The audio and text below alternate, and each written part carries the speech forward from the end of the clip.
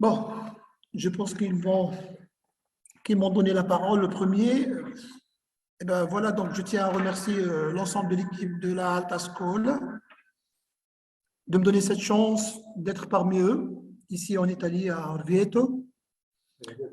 Donc, je tiens à remercier Monsieur le Président Giovanni Selli et mon ami Andro Martini, ainsi que l'ensemble de l'équipe de la Alta School. Alors, donc, je tiens encore à remercier parce que là, c'est entre l'Algérie et l'Italie, on est en train de présenter un rapport d'amitié très étroit actuellement entre les deux gouvernements, le gouvernement algérien et le gouvernement italien.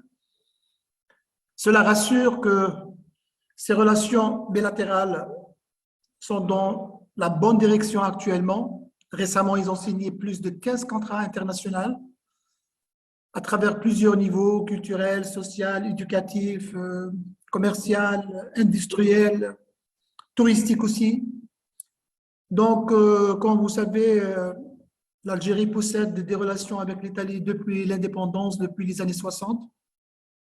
Et on est après 60 ans d'indépendance, on est en train encore de bâtir et de renforcer ces relations. Donc, je tiens à remercier encore, à partir de là, tout le gouvernement italien, ainsi que mes chers patriotes algériens qui sont en train de travailler pour l'avenir des générations qui vont venir. Donc, on est là pour renforcer cette relation, pour aller droit vers un futur meilleur pour les futures générations, que ce soit sur le plan social, éducatif, sur tous les plans généralement. Moi, comme enseignant-chercheur à l'université de Blida, je représente l'Algérie ici dans ce petit meeting. Je suis très content d'être ici encore une deuxième fois parce que ce n'est pas la première visite en Italie, c'est ma 4e ou ma 5e. J'ai eu la chance d'être en Italie dans les années 90. Et voilà, on est en train de continuer sur le même chemin pour apprendre encore de nos chers amis italiens et de faire de l'échange sur tous les plans, surtout dans le domaine de la recherche scientifique et culturelle. La semaine est baptisée Semaine de dialogue interculturel et scientifique. Nous, on est des scientifiques et on est là pour présenter certains travaux de recherche qu'on les a déjà entamés dans les années passées. Comme on attend des résultats de contribution de la part de nos amis pour discuter dans le futur des projets en commun sur tous les domaines, en architecture, en urbanisme, en hydraulique, en géologie, en archéologie, en géodésie. Donc, les portes, je pense qu'elles sont ouvertes maintenant avec la création de ce pont d'amitié et de relations fortes entre l'Algérie et l'Italie. Voilà, ça c'est juste une petite introduction, un petit mot de remerciement pour nos collègues italiens. Je tiens à remercier encore Madame Livia Nistor Lopatenko, celle de la Moldavie, qui m'a présenté pour Monsieur Andro Martini. Donc, elle était le relais entre lui et moi. Et on est en train de penser à créer, pourquoi pas, des projets en commun entre les trois pays, la Moldavie, l'Algérie et l'Italie, dans les prochaines années, à travers des programmes de collaboration, d'échange et de recherche, à travers les deux universités et la Alta Scuola, ici à Orvieto, en Italie. Voilà, donc très content de connaître notre cher ami du Brésil, M. Jorge. Alors, je vais commencer ma présentation qui va rentrer toujours dans le cadre de ce dialogue interculturel et scientifique. J'ai fait le choix, parce que nos amis ici en Italie sont un peu spécialistes dans la gestion de l'eau et des catastrophes naturelles, surtout les inondations.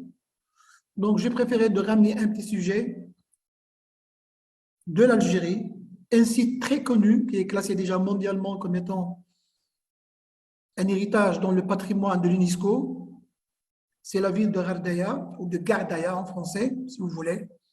Donc, c'est une ville classée par l'UNESCO comme patrimoine mondial et qui a été frappée en 2008 par des inondations qui ont causé des dégâts énormes concernant le tissu traditionnel architecturale ainsi que le paysage urbain dominant dans cette région. Alors, donc je préfère lancer ma présentation par juste, ça sera sous forme d'une introduction, ça sera d'un petit film, juste un petit film pour montrer que ce paysage architectural désertique qui est situé dans un milieu très difficile où l'homme a su se comporter comme référence dans la sédentarisation à travers le temps pendant des milliers d'années, plus de 2 siècles, de 2 siècles plutôt, pardon.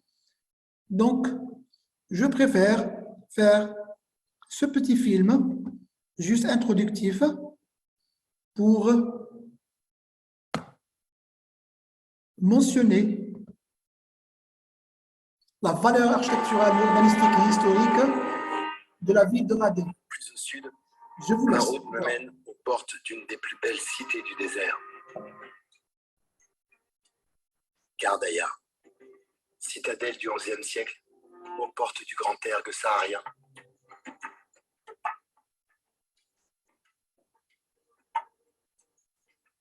Gardaïa est la capitale des 5 cités du Mzab. On ne peut pas vu la vidéo. Selon la légende, elle doit son nom à Daya, une jeune fille de grande beauté abandonnée dans une grotte. Gardaïa veut dire grotte de Daya.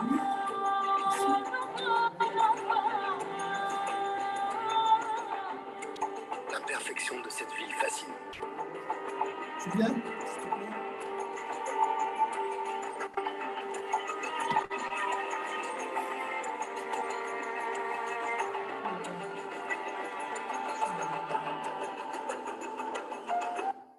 Allora, Allons faire. attendez, hein.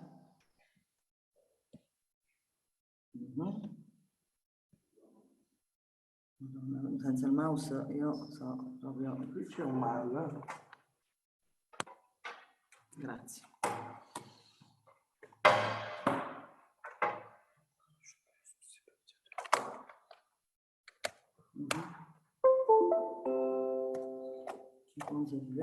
Questo qua.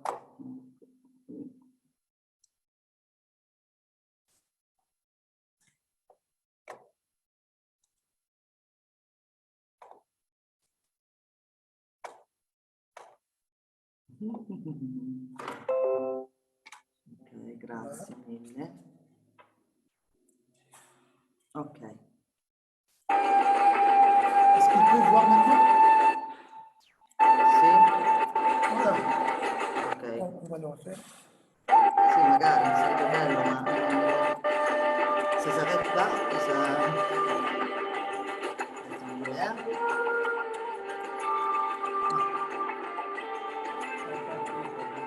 C'est bloqué. Les Mozabites sont à l'origine des commerçants, dépositaires d'un islam rigoriste, très codifié. Autrefois, les jeunes filles et les garçons ne fréquentaient pas l'école publique avant l'âge de 6 ans, mais recevaient leur éducation dans une école de la communauté. Désormais, l'école est devenue publique et obligatoire pour tous, même au cœur du désert.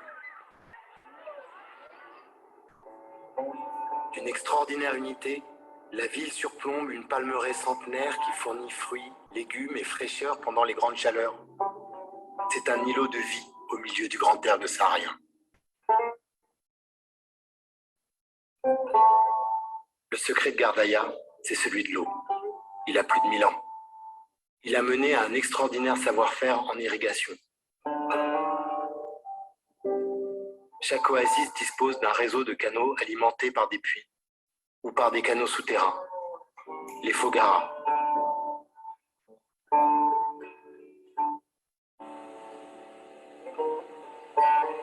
Au débouché de chaque canalisation, l'eau est reçue dans un bassin.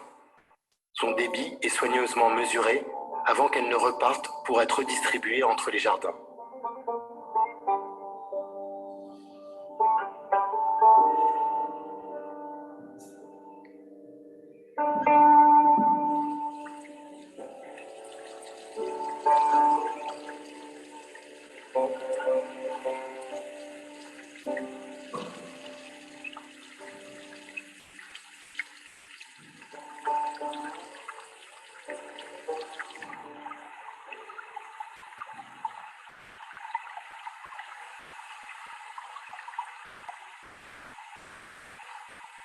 partage des eaux est calculé en doigts ou en demi-doigts. Ici, on ne partage pas la terre, on partage l'eau. C'est la loi imaginée par ces hommes du désert.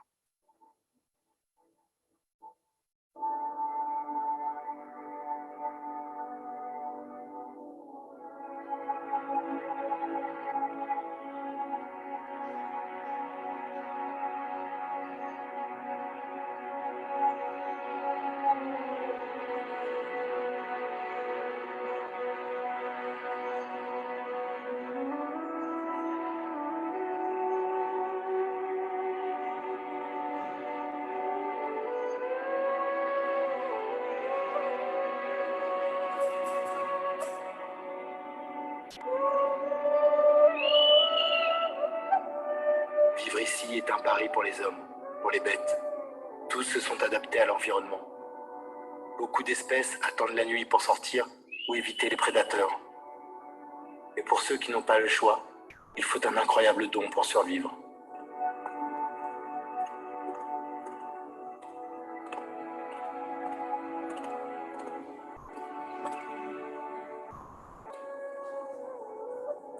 Après Gardaïa, je m'enfonce dans le Grand Ergue. C'est une région de dunes, grande comme un tiers de la France. Le Grand Ergue se déplace constamment sous l'effet du vent qui souffle le sable. Cette barrière est difficile à franchir pour les hommes du désert. Les caravanes doivent faire la liaison entre les rares points d'eau. Le Grand Ergue a dessiné les routes des hommes et l'emplacement des oasis. Après Gardaïa, on doit atteindre à tout prix El Ménéa, puis Timi. Donc voilà la présentation de ce petit film. Je l'ai fait exprès. C'est juste pour expliquer que dans un milieu désertique comme celui-là, la vie est basée sur l'eau. Donc le dernier mot qui a été introduit, c'est que dans ce type de région, we don't share lands, but we need to share water. Donc on n'a pas besoin de partager la terre, mais on a besoin de partager l'eau. L'eau parce que c'est un élément basé, c'est un élément de la vie. Donc qui dit eau dit vie, c'est-à-dire water is life.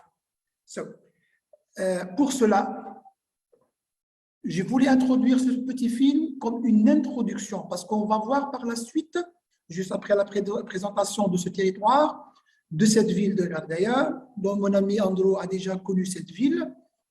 Donc, on va voir comment les gens ont envahi l'urbanisme, ils n'ont pas respecté la loi naturelle, celle de la nature, et ils ont construit juste à côté de la grande vallée où ils passent la rivière qui crosse, qui traverse carrément la ville millénaire. En 2008, il y avait les inondations, floods. Donc, c'est terrible. Il y avait des gens qui sont morts, il y avait des biens qui ont été disparus, des vies humaines, animales et beaucoup de problèmes à l'échelle de la ville. Donc, avant d'aller vers ces inondations, j'aimerais bien vous présenter juste la présentation de la ville qui est sur PowerPoint. C'est une conférence que je l'ai déjà présentée en Argentine en 2017 et j'ai pensé à reprendre la même présentation juste pour être en liaison avec le film que j'ai présenté déjà parce que c'est un territoire qui mérite d'être présenté et représenté à chaque fois parce qu'à chaque fois, on découvre beaucoup de choses. C'est comme ils sont en train de lire que cette ville cache des surprises. À chaque fois que je refais ce travail, je vois que cette ville possède des secrets. Voilà donc concernant la situation géographique. Non, je voulais seulement changer la condivision. Parce que, comme ça, on est ici, mais on doit faire la condivision comme ça.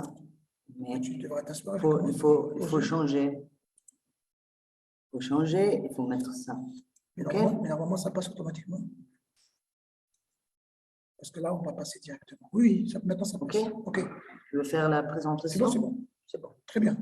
Alors, donc, concernant la situation géographique de ce territoire, d'ailleurs, la ville de Gardaïa, c'est une ville considérée comme une ville qui est à la porte du Sahara. Donc, c'est le nord du Sahara. Et comme vous connaissez, l'Algérie, c'est un pays africain, c'est un pays chaud.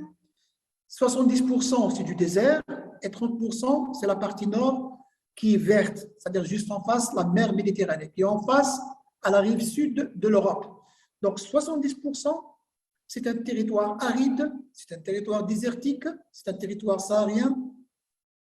Et celui qui dit Sahara, automatiquement, pense à la fois à la vie dure, au manque de moyens et manque de l'eau, alors que c'est tout à fait faux. Vous savez que l'Algérie actuellement, je vous donne une information récente, que l'Algérie possède actuellement une nappe découverte récemment qui possède plus de 55 000 milliards de mètres cubes. C'est incroyable. Elle est sous la partie désertique. C'est presque la moitié des réserves du monde entier en matière d'eau. Alors, ça va renforcer l'idée que la vie dans le désert est basée sur l'eau et on peut créer une vie dans le sud, dans le désert. L'homme primitif a prouvé à travers son passage dans ce territoire qu'il est toujours possible, à travers un défi qui a été lancé par l'être humain, de battre et d'être en concurrence avec cette nature. Donc la chaleur d'un côté, la dureté de la vie de l'autre côté, la rareté de la verdure, etc. C'est des éléments que l'homme a lancé un défi pour reconstruire son territoire. Et là, c'est devenu quelque chose d'extraordinaire. Actuellement, dans le sud, dans l'extrême sud de l'Algérie, on peut trouver des gravures et des dessins rupestres qui illustrent des centaines de milliers d'années pour des gens qui ont été de passage dans ce territoire et qui ont déjà installé une vie. Chose incroyable. Alors, la ville de Gherdaya, quand vous la voyez, elle est située juste là, c'est ce qu'a la partie rouge. Donc, c'est la porte du Sahara, c'est la partie nord du Sahara. Donc, toute la partie là, c'est la partie désertique. Alors, si on passe à la vallée du Mzab, où les gens ont construit à travers le temps, vous voyez que là, toute cette chaîne verte, linéaire, qui traverse cette partie montagneuse, rocheuse, c'est ce qu'on appelle la vallée du Mzab. Donc là, c'est la source, c'est l'eau. Donc l'homme, qu'est-ce qu'il a fait? Il a su s'intégrer par rapport à ce milieu très difficile parce qu'il y a l'existence de l'eau. Et il a fondé une civilisation qui date depuis plus de 1000 ans. Alors, sur une autre carte, on pourra voir justement là un schéma qui illustre exactement le passage de la rivière, la grande rivière de la vallée du Mzab, et tous ces points noirs qui sont considérés comme des points où l'homme a su se positionner pour construire ce qu'on appelle la ville actuellement. Donc, vous voyez que la vallée du Mzab, elle est déjà construite, ou elle est composée, pardon, par les 5 villes, 1, 2, 3, 4 et 5, et la 5e. Donc, c'est des villes à une distance moyenne de 1 km, pas plus, à l'exception de cette ville qui s'appelle l'Apre. Elle est éloignée parce qu'elle est considérée comme la première ville née dans ce territoire. Maintenant, quelles sont les raisons qui ont donné la naissance à ces villes dans ce territoire difficile? Non seulement l'existence de l'eau, mais le territoire lui-même signifie la fortification. Donc, c'est une fortification naturelle. Donc, au lieu de construire dans la partie pleine, les Mozabites, c'est les origines, les autochtones de la région, ils ont construit sur la partie montagneuse. Pourquoi? Parce que le site offre la possibilité de faire une densification et une fortification à la fois. Donc, c'est un système sécuritaire. Donc, l'homme a su assurer 2 points très importants. La sécurité alimentaire avec l'existence de l'eau pour vivre, pour faire de l'agriculture. Le deuxième, le site lui-même offre à l'être humain et aux citoyens de s'installer pour assurer la sécurité personnelle. Donc, c'est pour ça, c'est des villes qui ont vécu à travers le temps pendant plus de 1000 ans. Ben, juste après, on a bien parlé sur l'histoire. Voilà, sur une autre carte, on voit satellitaire, par rapport au 100 millième, une carte satellitaire. Là, on voit exactement l'implantation actuelle sur la vallée du Mzab, avec cette forme comme ça courbée qui traverse le territoire de la vallée du Mzab. On remarque là, sur cette partie noire, c'est bien la palmeraie, des oasis, la palmeraie qui existe, qui forme un système, un écosystème pour les villes, les 5 villes de la vallée du Mzab. Donc, il y a un système de climatisation en quelque sorte, c'est un système de protection pendant l'été, parce que la température, elle est toujours entre 50 et 55 degrés sous l'ombre. Donc, il fallait créer un écosystème afin de développer une climatisation naturelle qui fait le rapport entre la température de la nuit avec la température du jour. Donc, c'est un équilibre entre les deux. Alors, restons sur le même principe. Là, on voit que parmi quelques villes qui existent sur la vallée du Mzab, c'est toujours le système de fortification, la vallée qui est en bas et la chaîne de la verdure qui commence par la palmeraie, qui fait l'enceinte de ces villes. Alors, juste après, une autre image de ces villes millénaires, là où on sent cette fortification de ces villes avec un système de densification des maisons qui sont collées l'une à l'autre, et c'est fait exprès afin d'éviter le passage de quoi? Le passage du rayon solaire à l'intérieur des maisons. Donc, on se colle afin de créer un microclimat à l'intérieur de la ville. Donc, ce qui va aider à développer un certain microclimat à l'intérieur. Donc, il y a la ventilation, la protection du soleil et en même temps, une bonne aération des espaces intermédiaires et des espaces communs à l'intérieur de la ville. Donc, la ville respire de elle-même.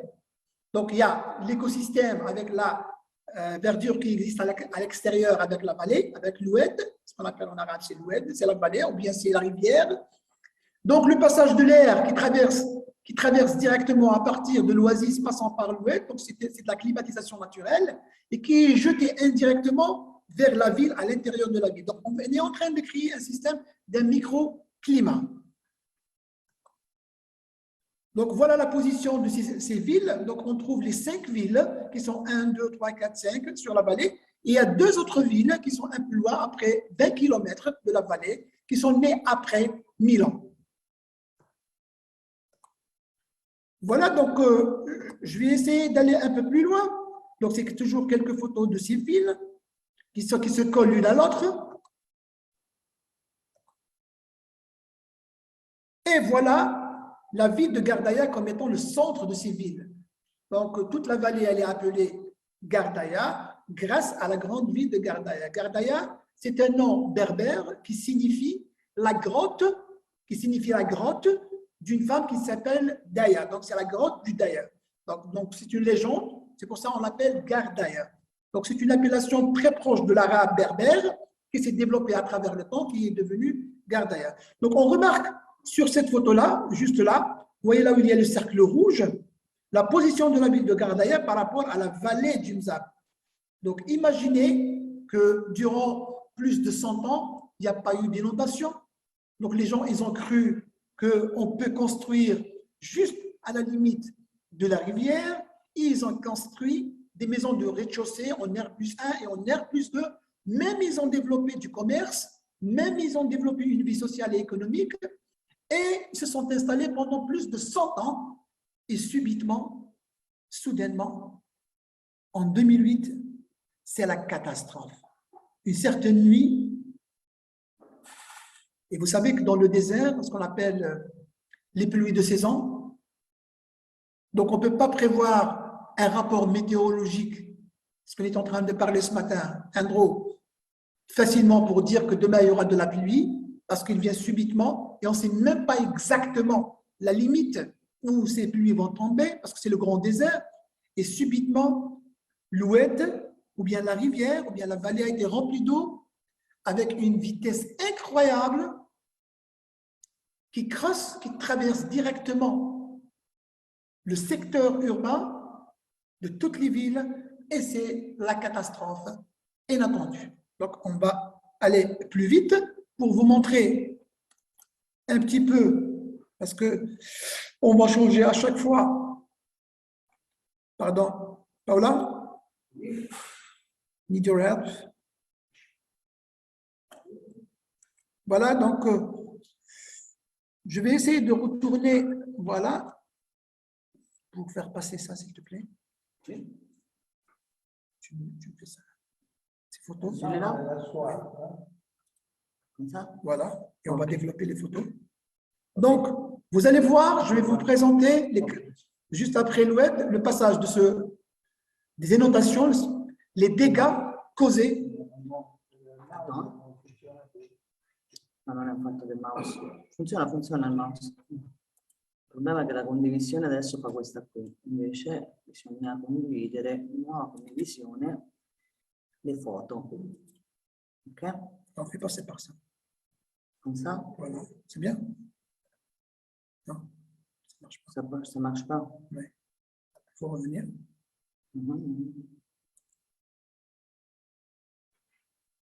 Alors, Je clique là. Si j'arrive ici, là, je peux faire ça, mais dès que tu cliques Je ici, crois que tu reviens. ouais. On va essayer. Est-ce que ça ne voit pas? Tu vois? Voilà, mais attends, est-ce que c'est par là? C'est par là. On fait ça. Voilà. Et ça passe. Oui, ça passe, mais ça ne se voit pas ici. Donc, il faut faire comme ça. Je dois le mettre ici ou ici. On essaie comme ça. Essaye maintenant. Voilà. Très bien. Donc là, ça passe. Ça passe. Voilà. Donc, je voulais juste montrer ces photos pour vous expliquer, just to explain the disaster just after the floods. So, on remarque bien que ces photos qui sont terribles, on n'arrive même pas à imaginer qu'il y avait des maisons qui ont disparu carrément après quelques minutes. C'est des maisons qui dataient depuis de 100 ans, qui ont disparu juste après quelques minutes, après les inondations. Donc, vous voyez les catastrophes. Voyez le niveau avec cette flèche rouge. Là, vous voyez la flèche rouge. Alors, c'est le niveau atteint de l'eau. Donc, vous pouvez imaginer une typologie comme celle-là, qui est de R plus 1 jusqu'à R plus 2. C'est une moyenne de 8 mètres. Alors, l'eau est arrivée à un niveau de 8 mètres. Et puis, l'eau qui passe après tout sur sa route. Alors, c'est toujours les catastrophes. Là, vous voyez un ensemble de... Il a tout pris. Hein? Alors, vous voyez les voitures? Voilà une autre photo très importante. On voit le passage de l'eau après débordage, quand il a débordé. Hein? Donc, il est rentré vers les quartiers, à l'intérieur des quartiers, jusqu'à presque une centaine de mètres vers les quartiers, parce que la ville fortifiée, elle possède une forme comme ça. Donc, le niveau atteint est arrivé presque à 100 mètres et il ne peut pas monter vers le haut. Donc, automatiquement, il s'est stagné et puis il fait le retour. Donc, la partie basse de la Médina, ou bien du Ksar, ou bien de l'ancienne ville, a été complètement inondée. Donc, voilà le passage, les derniers dégâts causés. Voilà, c'est des photos catastrophiques. Et ça c'est en 2008, ça fait déjà 14 ans en arrière. Donc, voilà, juste après que le niveau a baissé. Il y a même les éléments de la protection civile qui circulaient avec des petits barques en moteur. Ça se voit que le niveau est un peu haut. Pour faire le sauvetage, c'est les gens de la protection civile pour faire le sauvetage. C'est quelques jours après, voilà, le grand quartier, là où il y a l'agence de transport. C'est à l'intérieur des écoles, donc tout le secteur a été touché. Ça, c'est au centre-ville. Et cette belle image que je vais terminer avec, pour voir le niveau de l'eau, qu'est-ce qu'il a fait jusqu'à la moitié d'un palmier, vous le voyez là, presque le niveau de la moitié du palmier, qui est d'une moyenne de 6 mètres. Parce que le palmier peut aller jusqu'à 15 mètres de hauteur. Donc, c'est la moyenne de 6 à 7 mètres. Parce qu'il y a le niveau de la voiture, à ce niveau-là, regardez, presque c'est la moitié d'un palmier. Et là, ça prouve que c'est des dégâts qui sont vraiment considérables. Alors, je vais terminer encore avec juste une présentation rapide, parce que, excusez-moi, j'ai pris le temps, mais il fallait... Voilà. Donc, on revient un peu en arrière, parce que je vais présenter ça aussi. Attendez.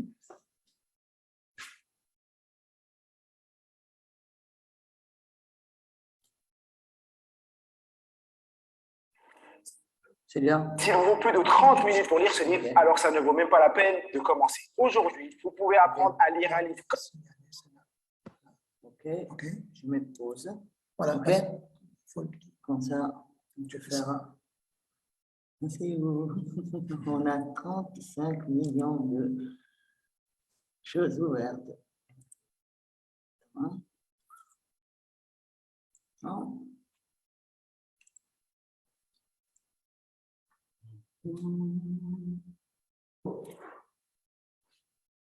Voilà. C'est celui-là. Celui-là, voilà. OK. Pour le. Voilà. Et l'appareil là. Très bien. Je vais? Oui, vas-y. OK. Modélisation des catastrophes naturelles en Algérie. C'est chat consulting. Donc, je voulais finir avec ce système de modélisation maintenant, puisqu'on a parlé avec, désolé, avec le système de modélisation des catastrophes naturelles en Algérie. Bon, avant, il y avait deux éléments très importants, c'est le séisme et les inondations. Récemment, on a ajouté les feux de forêt. Donc, on a trois éléments très importants. Donc, il y a le séisme, il y a les inondations et il y a les feux de forêt. Les feux de forêt ne sont pas inclus dans ce film-là, parce que c'est un travail qui a été fait par un bureau d'études. Je pense que je l'ai trouvé sur Internet. Donc là, on est en train de parler. Les types de... On a l'historique des séismes en Algérie de 1954 à 2020. Donc, les informations qui sont données ou bien qui sont été à la disposition, c'est les types de catastrophes naturelles, donc le séisme et les inondations. Donc, c'est des informations qui ont été requises entre 1954 et 2020. Je pense que ce travail il est incomplet. Pourquoi? Parce que l'Algérie a été frappée en 1800, si je me rappelle, 1846 par un grand séisme qui a la majorité des villes du nord de l'Algérie ont été rasées. Donc, le deuxième séisme a frappé l'Algérie en 1954. Et puis, le deuxième séisme, c'est en 1980 à Lasnam. Voilà. Donc, c'est les trois séismes qui ont frappé l'Algérie depuis 1846 jusqu'à 1980. Le dernier séisme qui a frappé l'Algérie récemment, c'était en 2003, celui de Boumerdès. Donc, où il y avait beaucoup de dégâts, beaucoup de morts, plus de 4000 morts. Donc, c'est une ville qui est après à l'est d'Alger, sur une distance à près de 20 km. Alors, donc on va aller directement vers le tableau concernant les risques, parce que là, on est en train de présenter les risques. Donc, au niveau des inondations, on a identifié 7 zones à risque que vous voyez en colorié sur la carte. Donc, sur cette carte que vous êtes en train de voir, donc cette carte, donc la partie jaune, toute la partie jaune dans l'Algérie, c'est une zone qui n'est pas sismique, donc il n'y a pas de sismicité, parce que c'est le sud, c'est le désert. Donc, seulement la partie nord, qui est juste avec des points qui sont en mauve et en bleu, c'est la grande ligne de la littorale qui est touchée et frappée par le séisme. Donc, généralement, vous connaissez s'il y a un sismicien, quelqu'un qui est dans le séisme avec nous, il sait très bien que c'est le passage de la ligne de feu, ce qu'on appelle le passage de la ligne de feu à travers les différents continents. Quand il y a un mouvement des plaques tectoniques, c'est le séisme. Donc, la ligne de feu, donc le nord de l'Algérie est situé sur cette ligne ou bien sur cette ceinture de feu qui traverse le monde entier. Voilà. Donc, généralement, c'est des séismes qui sont variables entre 4 degrés à 6,5 jusqu'à 7 degrés sur l'échelle de Richter.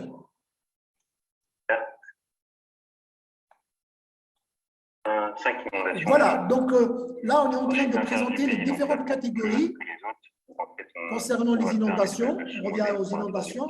Donc, on calcule qu'il y a 7, exactement, on a 7 couches ou bien 7 différentes inondations qui sont calculées par rapport à leur risque, par rapport à leur zone aussi. Donc, on a centre de l'Algérois, donc c'est le centre de l'Algérie. Il y a le côté est de l'Algérie, il y a la zone de Bidjaya Sétif, donc c'est le début du plateau vers les Aurès, donc c'est l'Atlas, juste après l'Atlas. Donc il y a les wilayas de Betna, Biskram, Sila, Khejla, donc c'est juste derrière l'Atlas, la chaîne montagneuse. Et puis, il y a ce qu'on appelle en jaune, la partie jaune, c'est l'intérieur du pays, c'est le grand désert. Un peu moins de 1 900 000 habitants, donc une zone très peu peuplée. 2 sur 5 Donc la Gardaïa, donc le Wilaya 47. Et ensuite, en Et violet, puis, il y a la dernière zone, les deux zones qui sont la zone du nord-ouest et la zone de l'est. Donc, et le nombre d'inondations majeures. c'est calculé, c'est toujours en fonction du nombre d'habitants, la concentration par rapport au nombre d'habitants qui vivent dans cette région. Donc le taux d'habitation, le taux de la construction est toujours relié par rapport au nombre d'habitants. Donc, s'il y a des inondations, il y a des catastrophes, c'est toujours calculé en fonction du nombre de typologies qui ont été endommagées. Donc, c'est un calcul, c'est un barème qui nous permet d'aller vers ces tableaux pour voir le nombre d'inondations, comme on voit ici. Ça, c'est le nombre des inondations par zone, que ce soit dans l'Algérois, le centre, le sud, l'est et l'ouest. Alors, donc, voilà, je vais terminer en 2 minutes si vous le permettez. Je viens de terminer. Paula? For the last.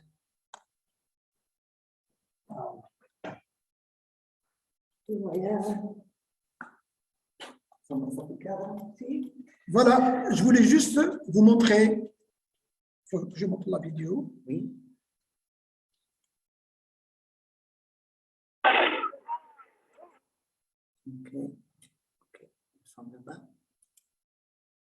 Maintenant, on a une vidéo filmée par non un professionnel, mais c'est un citoyen, durant le passage de la rivière, avant de faire les catastrophes. Les gens comment ils hurlaient durant le passage. Alors, je commence. Je vous laisse voir.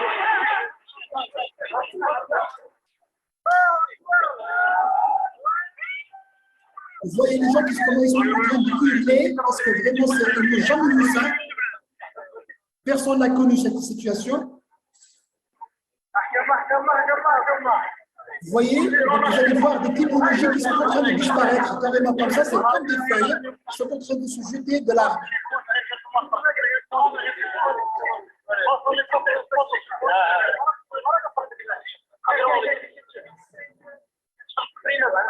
Tellement le niveau est atteint à la hauteur de moyenne de 8 mètres. Donc, imaginez sur une hauteur de 8 mètres avec un passage à une très grande vitesse. Donc, il n'y a aucun obstacle qui pourra faire face à cette vitesse.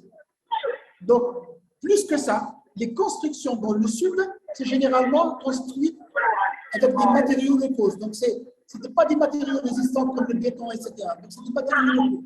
Alors, chose qui n'a pas pu résister à la vitesse de l'eau. Vous voyez, donc c'est des maisons qui sont en train de s'effondrer directement, de chuter.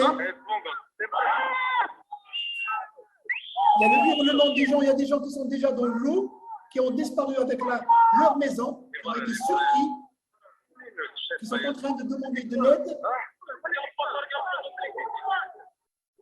Alors, c'est des images réelles.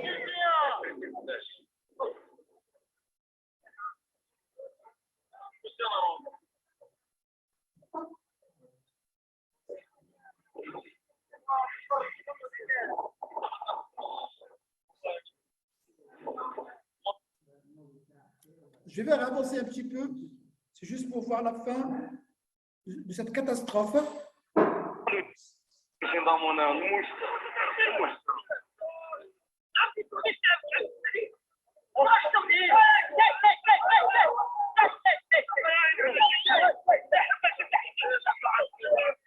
Vous voyez le niveau de l'eau, c'est presque ça, c'est juste la moitié du niveau de la d'un panier.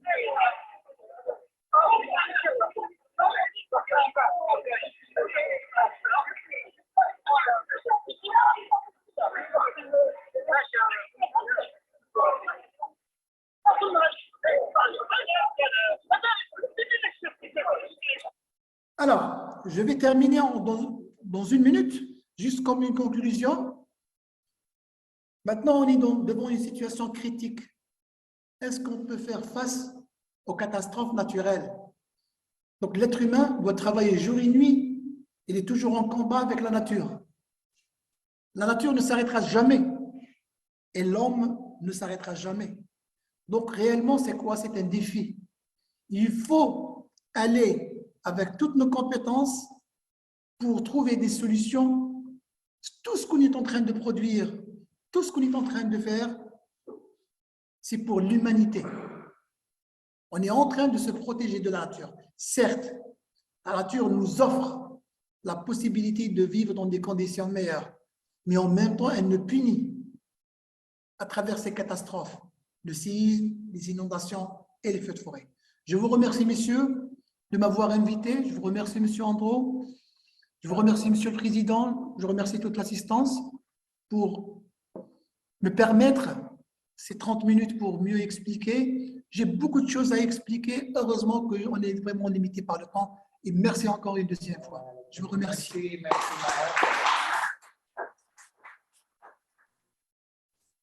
Ah oui, bon. Maintenant, Jorge, inondation.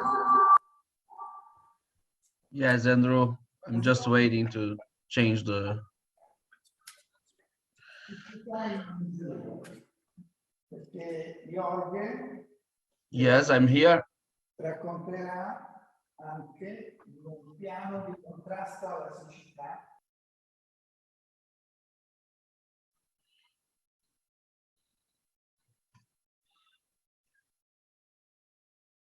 Well, Paula and Mr. Marok, may I share my screen?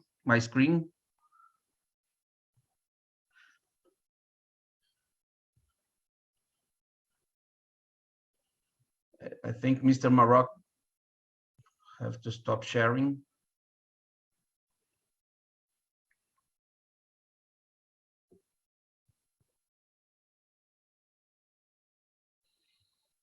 Well, that's it. Thank you very much, Andrew, for the invitation. It's a pleasure for me to be here. I'm sorry, I'm going to speak in English. It's easier for me than in French or Italian. I can speak in Portuguese if you want, but I don't know if you are going to understand. I'm going to share a presentation with you. Again, it's a pleasure to be here. Thank you for the Autoscuola for the invitation, and Andrew too. Well, just tell me if it's correctly shared, the screen.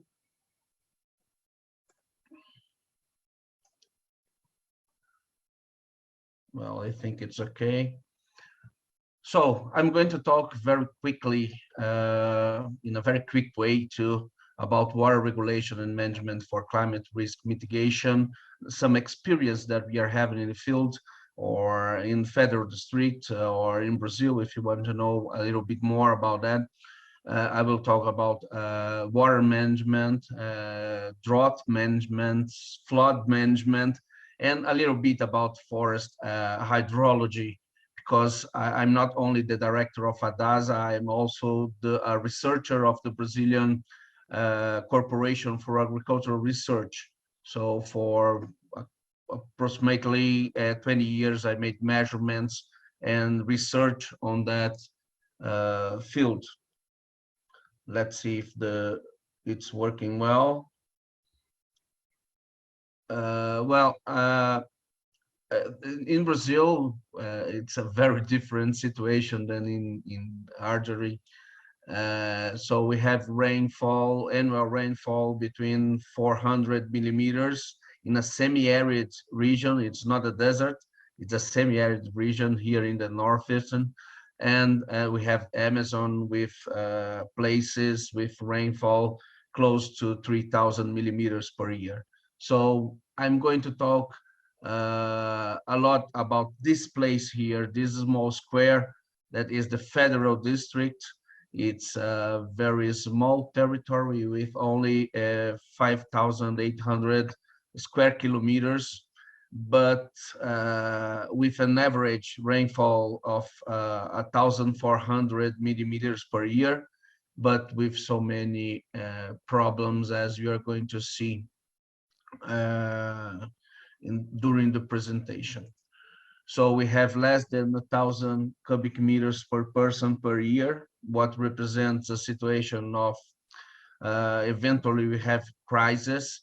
We have in all the territory of the federal district, we have approximately 20% of the territory urbanized or with houses. And it's important to say that it has only 60 years, Brasilia.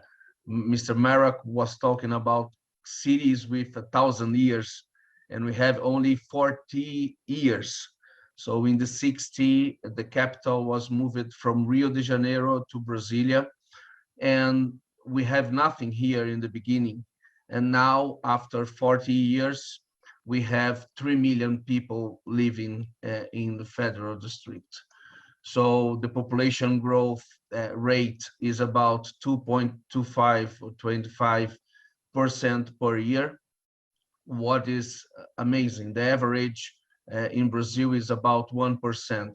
So it's more than the double, and it represents 60,000 inhabitants per year, more in this small square. So here we have the president and all the administration of the country and so on, more or less like Washington, D.C. Thanks God, with the population growth, the demand for water in the city was growing, and but we gained after 2010, we started to gain in efficiency. So today we have an average water demand in the cities about 140 liters per person per day, and it used to be 20 years ago about more than 180. So that's why we have the water consumed for that end not growing too much. And we also have an irrigated area, an amazing irrigated area that grows during a certain period of time more than 5% a year per year. So we have center pivots in green, and we have what that produces grains mainly, and we have in red the other areas or the other methods used for irrigation, where people grow in small properties, where people grow vegetables and fruits. So we have more than 34,000 hectares under irrigation in this small area. And we, in some cases, we have conflicts between the irrigated areas and the water for the urban population. So we have our reservoirs, small reservoirs, because we have only small rivers here. We are in the middle of the Brazilian Central Plateau with a very small area. We have only springs here. We don't have rivers. We have only small, very small rivers, and some of them you can cross by foot. So you can jump the river, so it's not that big. And we have a huge seasonality of the rains here, 6 months with rain and 6 months with no rain. So we have to fulfill or to have water available for 3 million people and for 34,000 hectares under irrigation. And it's important to say that we have industry is not a huge use here in the region. So we have maps showing the risk areas and the vulnerability of our rivers and systems, considering the water quantity and the water quality, because we have to put the sewage in the small rivers, and they have no capacity to deal with that. And we have a huge drought, 4 years with terrible rain over the average. When I say terrible, because when you are in the desert, we are not waiting for rain. Here we were waiting for 1,400 millimeters in average of rain, and during 4 years we have the values lower than the average. So in 4 years, it's like we lost 1 year of rain. That's more or less what happened during this period between 2014 and 2018. And we have in some areas 5% less rain, and some areas 30% less rain, what represented in our rivers between 50 and 20% less water in our rivers. And it caused, of course, an impact, a huge impact in our reservoirs. This is the main reservoir that supplies water for more than 80% of our population. So it reached 5.3% of water storage in November of 2017. So it was terrible. We were rationing up. I'm going to show. But it's important to say that one year after, during the drought, during the dry season, we reached 62. And we need to understand what happened during this period, because we still have rainfall above or under the average, 1,000 millimeters. And the average, you know, it's 1,400. And how did we do that? How did you succeed on having this situation of the reservoirs with 100% of the volume stored on that? So how did we succeed? With real IWRM, integrated water resource management. So we deal with technical measures, economic instruments, infrastructure, water governance tools, data information and communication, cooperation to implement, really implement IWRM. We have a book about that. It's available in the internet. It's in Portuguese, I'm sorry, where we show 21 strategies adopted to overcome the crisis. And we are talking about governance and regulation, data management and decision support strategies, interventions in urban areas and interventions in rural areas too. So in terms of governance and regulation, I'm not going into details, but we deal with governance, communication and education campaigns, regulatory actions, negotiated water allocation, and contingency fee money to deal with that. So we have many institutions involved on that. We have, of course, here the water resource management, they're responsible for water supply and the responsible for agricultural sectors together in the table every week, taking difficult decisions how to share the water we have. So we deal also with communication and education, remembering that we had the World Water Forum during this period here in Brasilia, in the Federal District, organized by the World Water Council. We have the information on the TV, in the main journals. We have the information every day, because we need to construct a relation of trust with the population during the crisis. It was very important. We have 45 resolutions from ADASA during this period of 2 years. So we are talking about 2 resolutions per month. What is really amazing, a huge job we had to do, considering the water that we have in our reservoirs and rivers.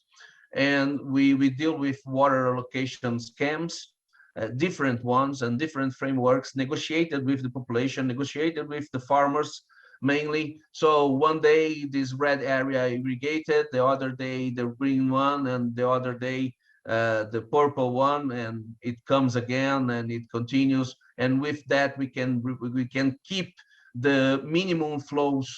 I will not call it ecological, but the minimum flows in our rivers during this period of the big drought that we faced for the first time here in the Federal District.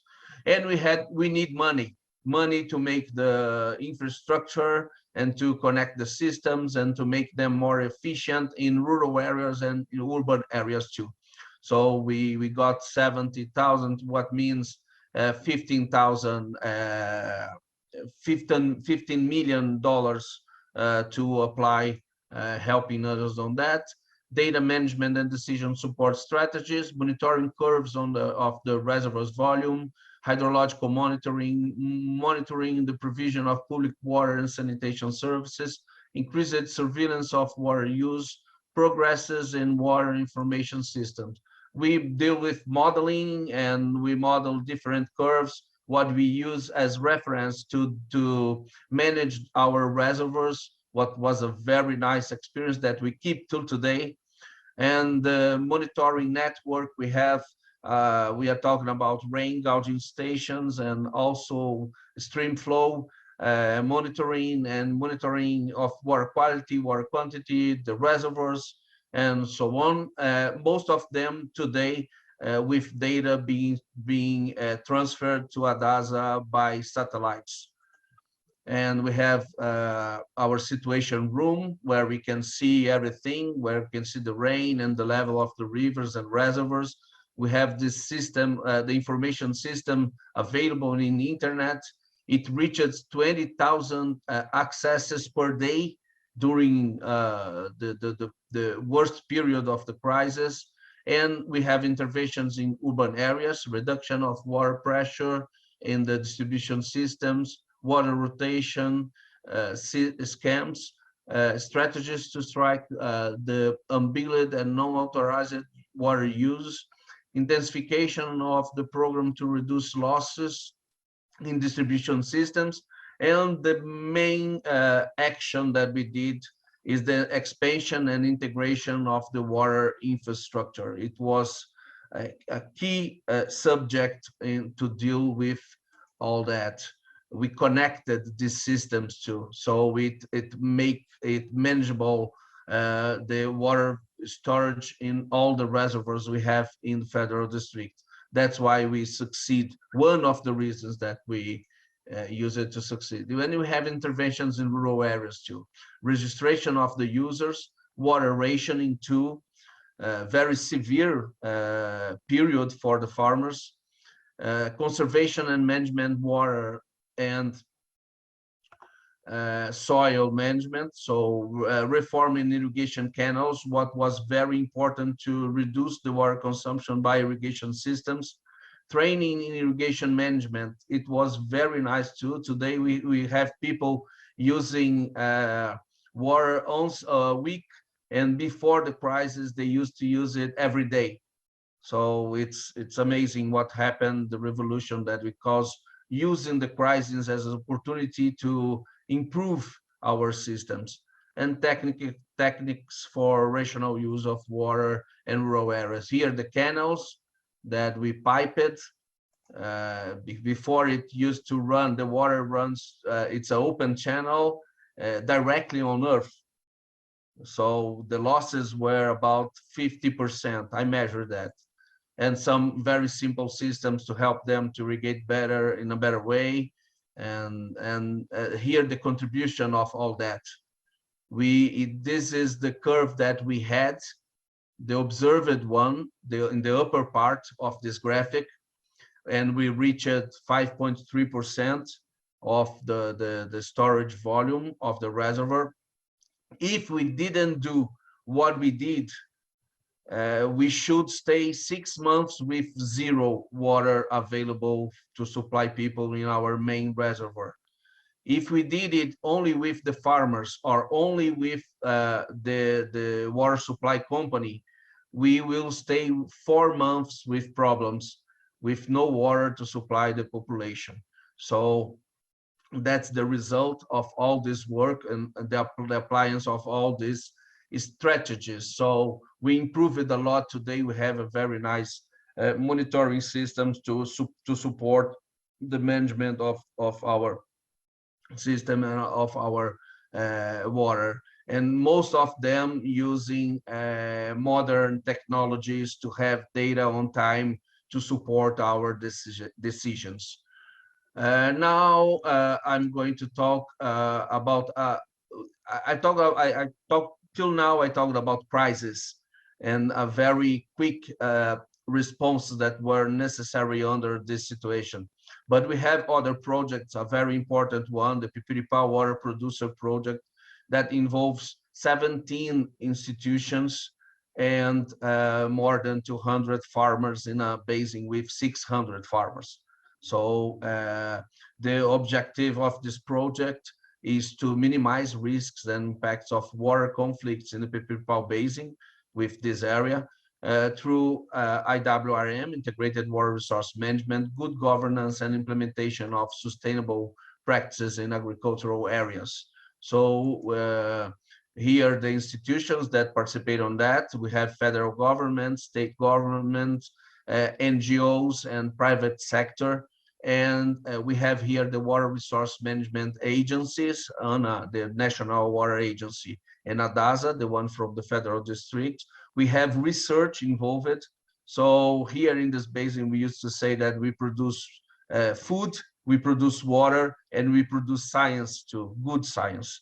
And with all that, we create a synergy governance framework that is amazing, one of the best part of this project. And it is a project with a system-based approach. We are talking about IWRM, but nature-based solutions, green and gray infrastructure, sustainable farming practice, negotiated water allocation, payment for environmental services, country-city interactions, community organization, and knowledge, what means money, more money for the small farmers, and knowledge exchange and education. Here you can see an event that we organized there with more than 700 people participating on that. So the Pipiripau project, the main results in 10 years was water governance. Before that, we have fights there, environmental sustainability of properties in accordance with law, water security and climate resilience for more than 200,000 people that was supplied by this water. Farmers are no longer considered villains, but partners, rural-urban relationships. Farmers are now proud to be food and water producers. Organization of small farmers undergoing social, ecological, and economic transformation in the region. Farmers report the return of wild animals to the region. We are talking about biodiversity because we deal with conservation too in this project. And the project is being implemented in many basins in Brazil, and in the federal district, it's being replicated in the Descoberto Basin, the one that supplies 1.8 million people. So in a project with 70 people, 17 institutions, and we are still alive and working together and applying that in other basins or sending that experience to other basins, it's for me a huge success. And we won the second place in the GWP water change maker competition that they promote this year, and we reached the second place on this prize. And it was 340 projects from 80 countries. So it's a very well recognized. And now talking about floods, it's not comparable with what we saw before, but here in Federal District, we are facing this kind of problems. So it's happening almost every year. We are dealing with that, and we are trying to improve the situation here. Of course, we have plans. We have the plan of drainage, the master plan of drainage, the master plan of basic sanitation of Federal District. They both treat about that and bring so many solutions or indication of possible solutions for that. And here I'm talking about capacity building and cultural change, because 20 years ago, the idea of drainage was to take off the water from the urban areas. And now we are trying to infiltrate that and to keep it here and there.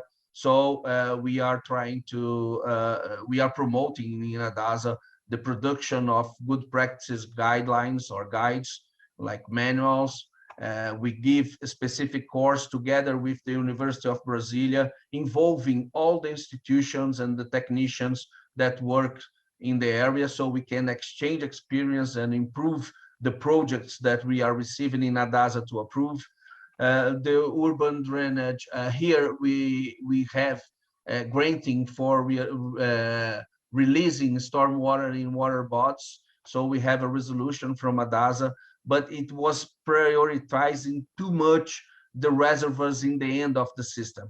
So now we are reviewing that resolution, trying to prioritize upstream solutions, sustainable drainage, landscape integration, communicate about sewage in the network, because it's another huge problem that we have. And we have the concept of pre-urbanized water runoff or stormwater generated in an area.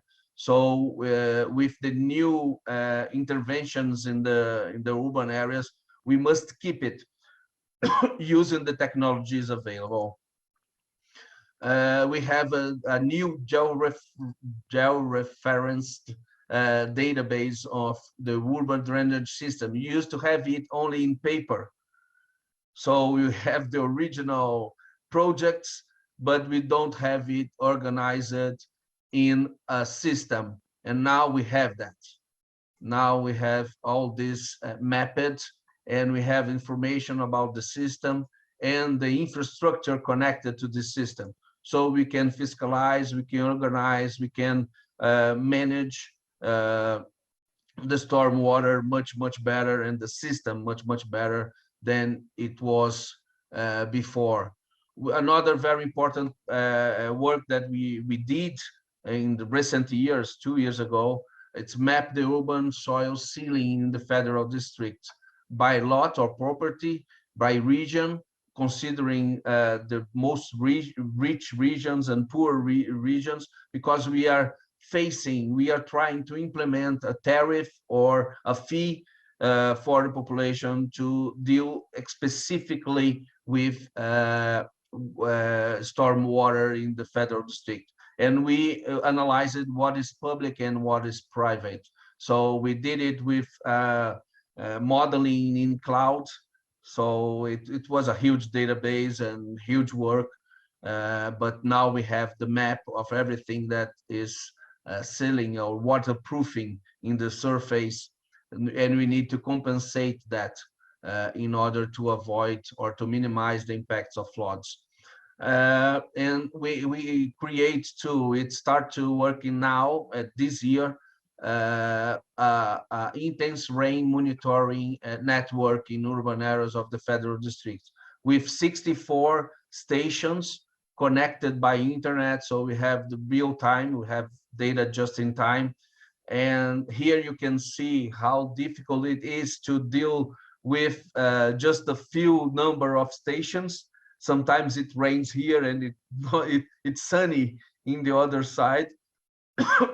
I measured that in a farm, and in 1.5 kilometers, I have in 1 year more than 300 or close to 300 millimeters of difference in 1.5 kilometer in terms of annual rain. If you analyze rain by rain, it's amazing, the information, it's crazy.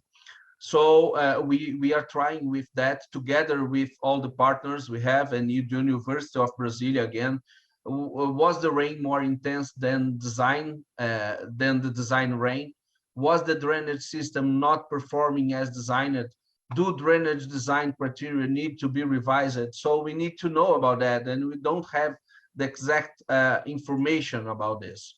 So we are dealing with knowledge, with the institutional and legal basis of the sector. The costs, we are analyzing all the costs or the the right costs for the service and how to funding this. So we are dealing now with that problem because we don't have specific money to deal with that, as we have with water and sanitation, and as we have with solid waste. So the drainage has no father, has no money guaranteed for that. So we are modeling fees and tariffs, and we already have a policy or proposed a draft policy to arrange all that. And the new law, the Brazilian law about sanitation, it's from 2020. it brings all that we are doing here in the Federal District. Here, I'm sorry, it's in Portuguese, but it's a scheme that a framework that I organized to see what to do or how to do. We need to be prepared. So before everything, we need to know. You need to evaluate. We need to evaluate the risks, the vulnerabilities, and to plan before everything. After that, we need to improve our governance or develop governance, management, infrastructure, good practice, and efficiency. With that, we are going to have our resistance to the events or to drought or to floods, whatever. So here you define your resistance to that. After that, when it's broken, when you have the crisis and when your system is not working anymore and it causes a discontinuality of the system, so you face the crisis, you have to face it, and you have to adapt. And here, this part, I'm calling this resilience. And then you have to recover and you have to learn the lessons with what happened. So, and when you have to face the crisis, you have to come back and improve your governance, and very quickly, with the car moving, you have to change the wheels.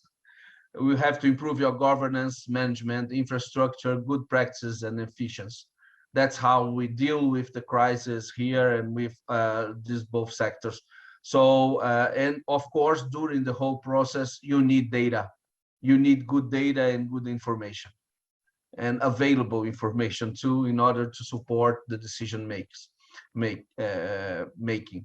So we are talking about climatic risk, and the question here, it's in Portuguese again, are you prepared? And are you prepared for what? So we are trying to monitor that, and we are trying to get the information before. This is a project with 50 institutions. We are monitoring droughts here in Brazil, I'm sorry. And we are part of that project here in the Federal District, the small square in the middle of the map. And it's important to know in advance how to deal with that. So it's another question that I think it's very important on all these discussions. What price are you willing to pay? Because to have resilience or to improve your resistance to these events, it costs money. And it's a money that comes with a lot of uncertainties. So this is a big discussion everywhere. And now just to say something about forestry. Yes, I measured that all this process during a certain period of time. And it's important to know and hear the name of the projects involved and some experiments that I installed in field to measure that. And just to bring some information about forest hydrology, because it's one subject that is full of ideology and lack of science on the discussions about forestry and forest hydrology. So here I'm showing some data about the interception of the trees, how much rain it comes from the clouds, and the interception, and how much comes into the land to infiltrate or to create runoff. So I measured that, and only the interception, when you have a forest, it's about 20%. In the Amazon, we measured more than this, but here in the Cerrado, in our biome here in the central Brazil, in the Brazilian savanna, when you have a dense phytophysiognomy, it's like this. And about the runoff, it's amazing the impact of the forest on the runoff. It can reduce the runoff a lot.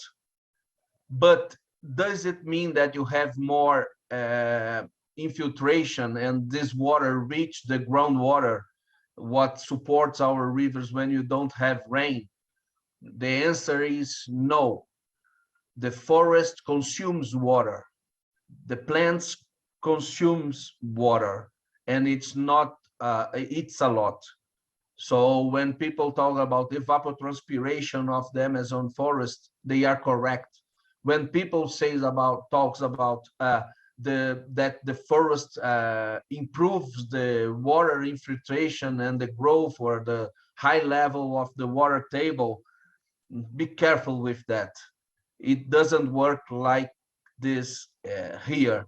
I measured it 14 days for 3 years, and I can tell you that it's not like this. It consumes water, and the evapotranspiration is higher than the infiltration caused by the roots. So, and the eucalyptus is worst. It's true. Eucalyptus is amazing, how it takes water and other nutrients from the soil in a very quick way. So this work is not mine, but it's amazing the way these authors, Honda and Durigan, they show the processes, and they are antagonic.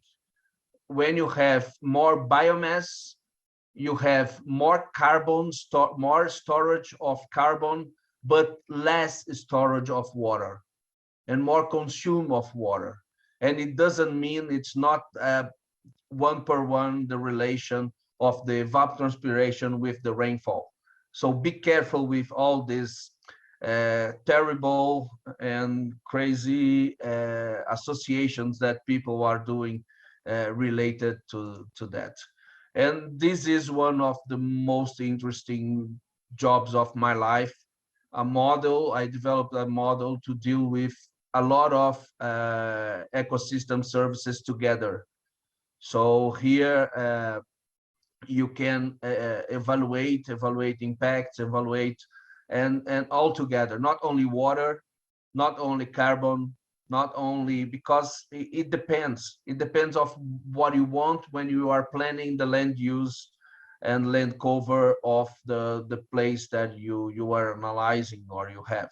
So it's I think it's a very nice and interesting and easy to apply model that we developed here in Brazil. It was published in Ecological Indicators, that is a very nice journal, but as time goes by, I believe it less and less on good journals.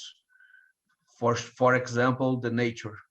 Nature today, for me, it's more political than science, but let's go. So that's it that I have to present. I'm here. I will stay for some minutes, Andrew, because I have to go in 10 minutes. In 12 minutes, I have to go. So if you have any question, please do it. But I'm available. Andrew has my contacts, and feel free. Again, thank you very much for participating, and I hope I can help in other points here. In this presentation, I just want to give a general idea of what we are doing now here in the Federal District.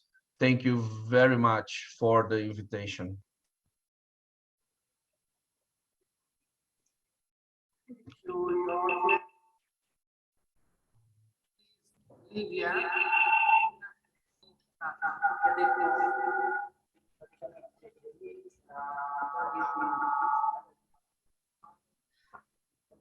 Dear colleagues, I suggest to make a presentation tomorrow, because I also not have time. Today I send only greetings. It's okay, because at me it's also is very late. Okay? Just a moment. Да. For the audio.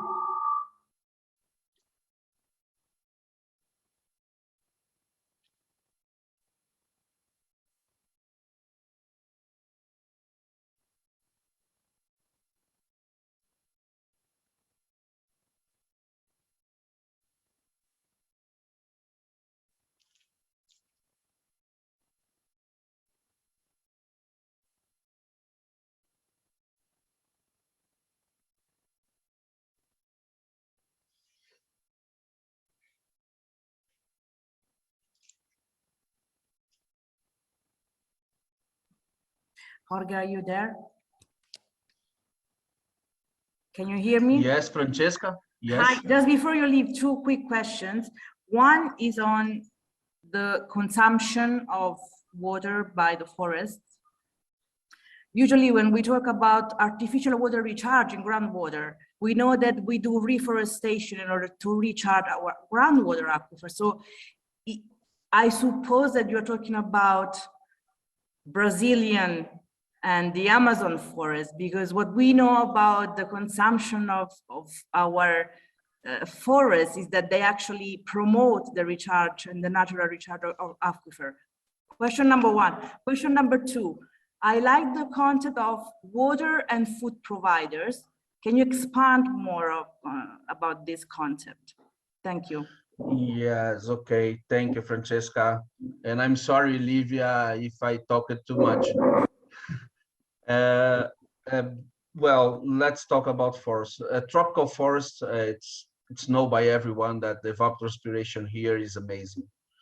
It's too high because to support all the biomass, you need water. You need water. In Europe or in other countries, maybe it should be a little bit more different because you have the cold periods where the plants enter in a dormancy periods. But here, no, here it's green all over the year.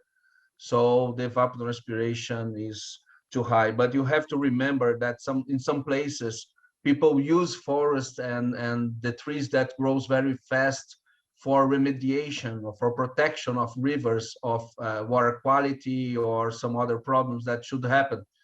It's because they consume a lot. They create like a barrier for that.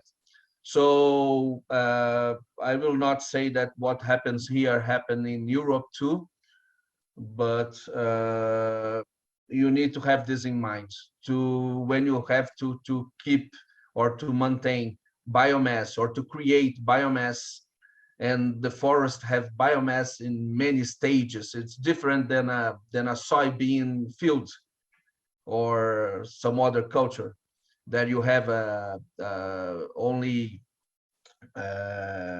one layer of plants. You have so many, so you have a huge amount of biomass. So keep it in mind and measure. What I can say is measure. If you have proofs, if you have data showing that the water discharge in some basin with forests are growing, let me know, because the most common is that when you have forest, you have less water. That's what the literature, the good one, says, because we have, as I said, so many ideology connected to this subject. And of course, you need to compare with what we had before, because if you have a degraded land, if you have an area with huge problems and you put forest there, for sure, it may help a lot, but it depends again.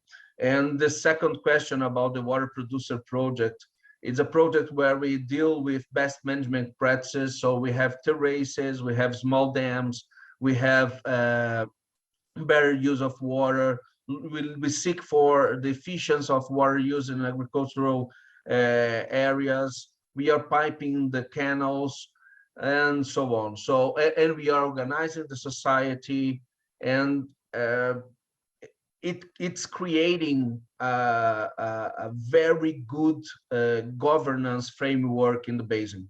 So today we can do water management or water allocation through WhatsApp. And today we can connect easily the ADASA, the Water Resource Management company, agency, to the farmers and with the water supply company.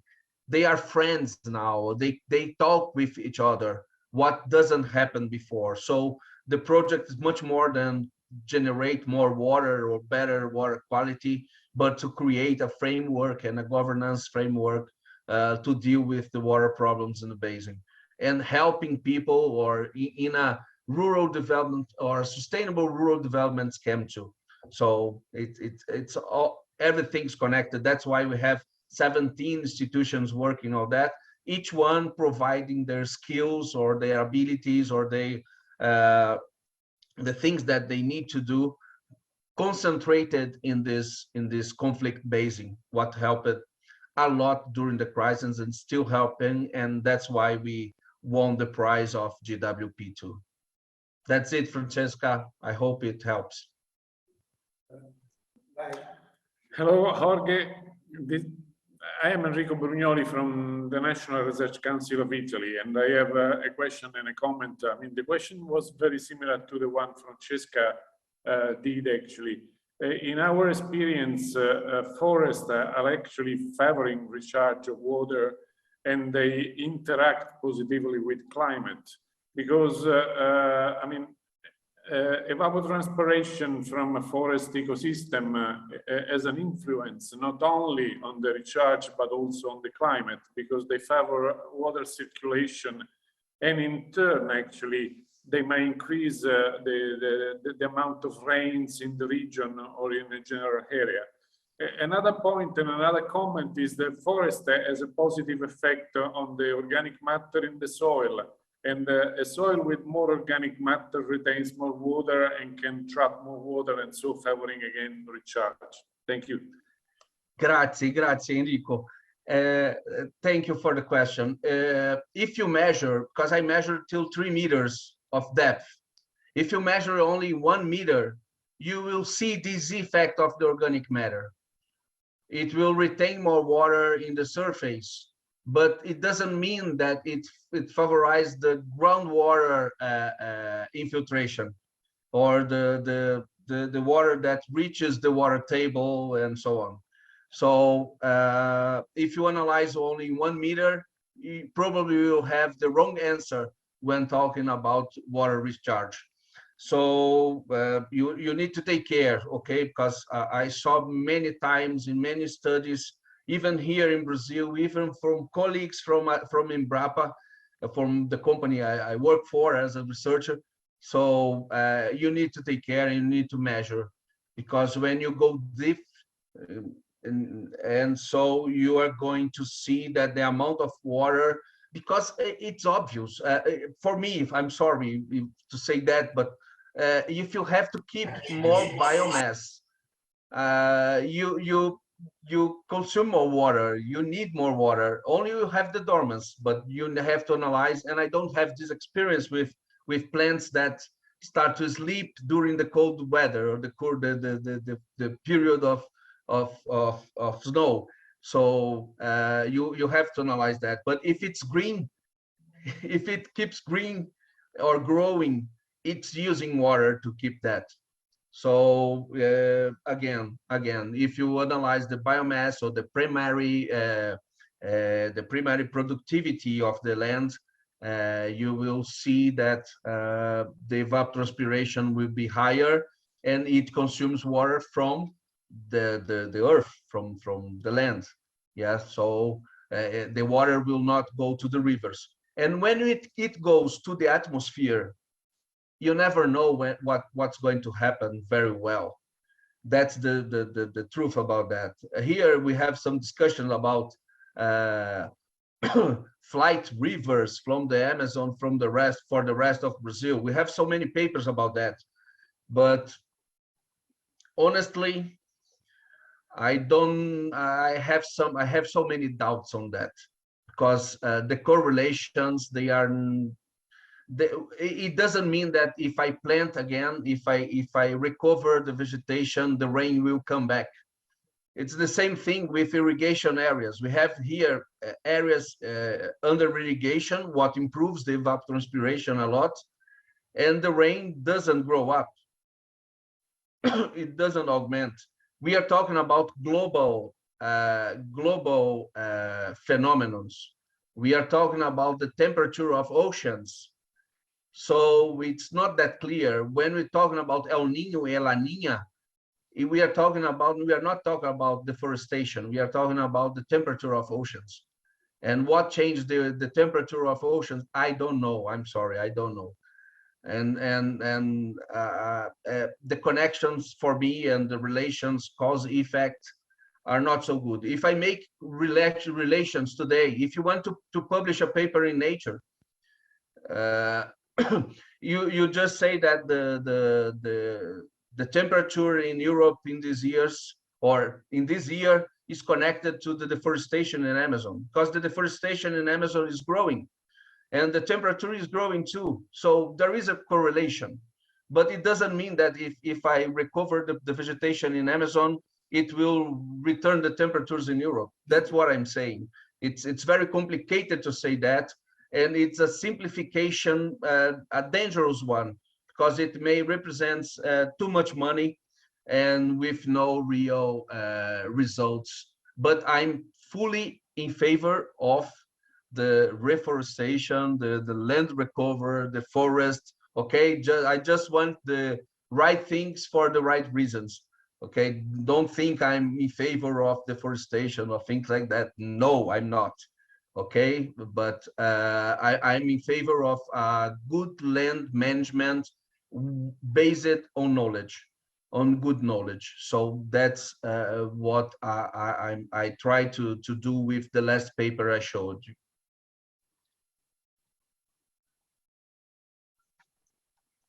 Okay, thank you, Jorge. Livia. Dear colleagues. Sorry. Yeah. Okay, goodbye, Jorge. This is the first networking Italia, Brazil, Algeria, Moldavia. Okay? Okay, thank you very much. Thank you very much, everybody. And I'm sorry, but I have to leave. And sorry to bring some confusion to your minds. More, but it's my paper to make people think about the things. Thank you very much. Thank you very much, Andrew. Bye. Ciao, Jorge. Ciao. Ciao.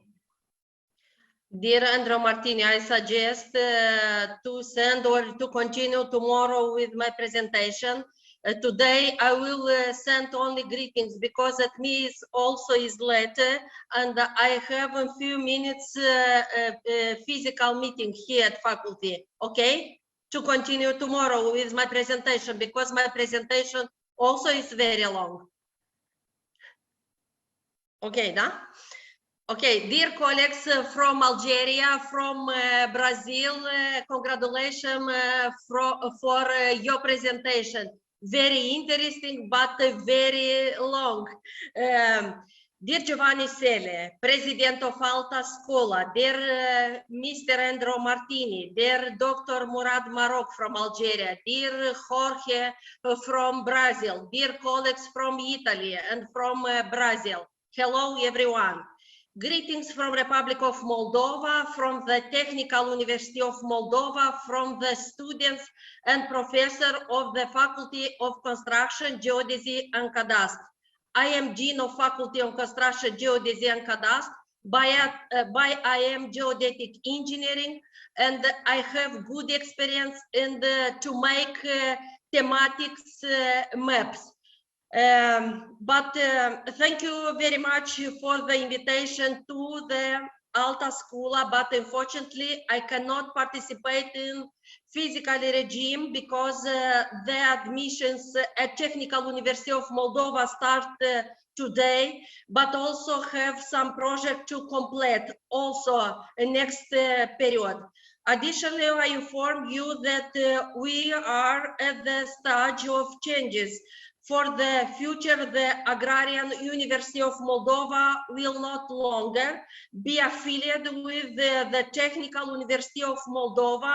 It is a transfer period, a more difficult period.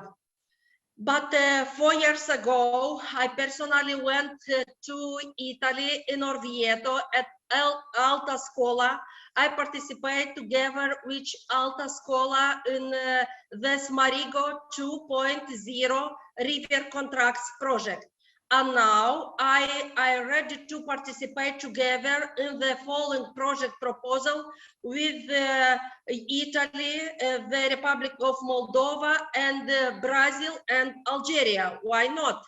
The Faculty of Construction, Geodesy and Cadastre from the Technical University of Moldova, it's the only higher education institution in Republic of Moldova that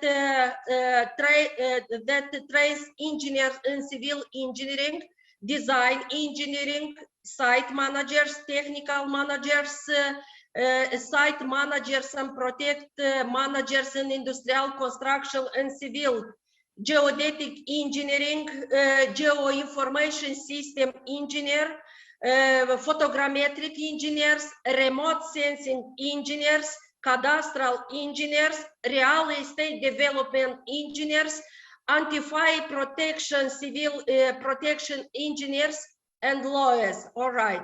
The bachelor's or master study program operate on the basis of international and national accreditation certificate.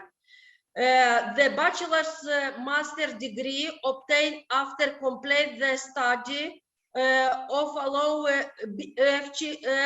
Faculty of Construction, Geodesy and Cadastre graduated, and a young specialist to work where they want.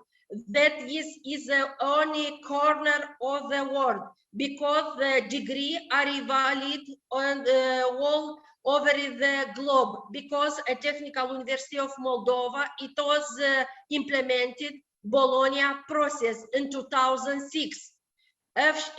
Our faculty has good experience in Erasmus KI1 action project, academic mobility for 1 semester or 1 year of study, and European University are signing and provide European agreement Erasmus plus K Action U and K Action 2 agreement.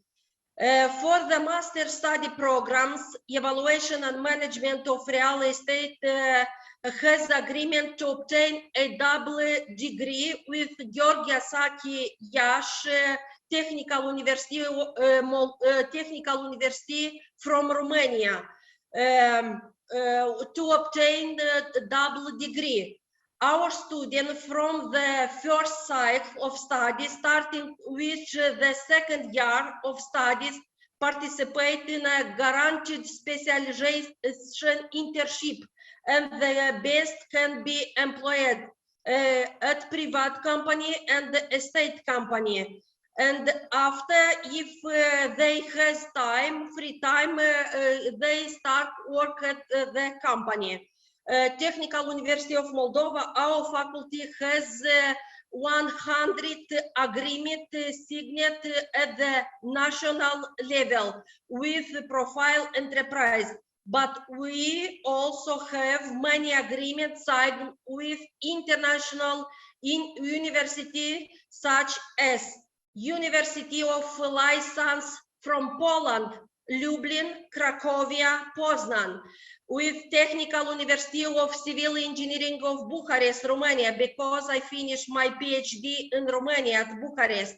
Also with Technical University of Cluj-Napoca, with the Technical University Georgia Saki Iași, Romania, with the University of Oradea, also from Romania, University Transylvania from Brașov, Romania, University from Timișoara, Romania, University of Architecture and Construction from Ukraine, Lvov, Kiev, Odessa, Kharkov, University of Construction Russian, Moscow, University of Architecture and Construction Armenia, Azerbaijan, Technical University of Riga, Latvia, University of Zagreb, Croatia. Now we participate in Erasmus GeoBiz project with University of Zagreb. They was the leader of the GeoBiz project, capacity building. And with Technical Royal Scholar, Technical TTH from Sweden, with the University of Lyon, Saint-Étienne, France, and University from Algeria, Blida. But I am very open to cooperate with many universities from Brazil or from Italy. Thank you very much. And today I will send my presentation about integrated network for hazard risk management, and tomorrow I will continue with my long presentation. Thank you. If you have question, please.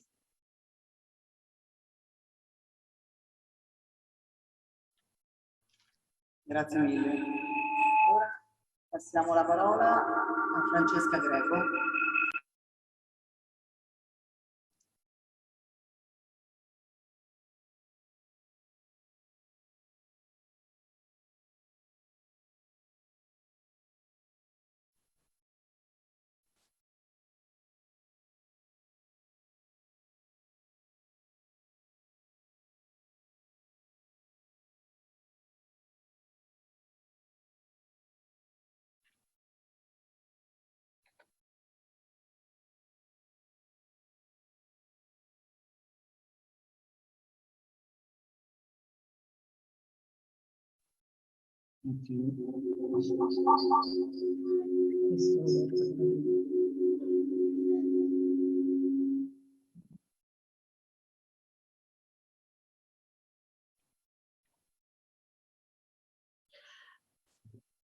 Dear Francesca, I sent my email message by chat. Please. Si può dire, ok. Il mio microfono deve sistemare. Dobbiamo staccarlo? Mi fai parlare.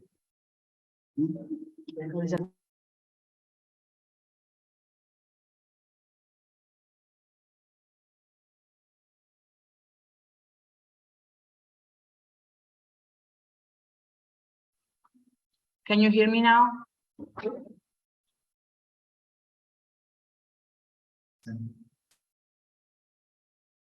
No, parla un po'. Can you hear me now? From the webcast, I mean, because we can hear perfectly, but we don't know.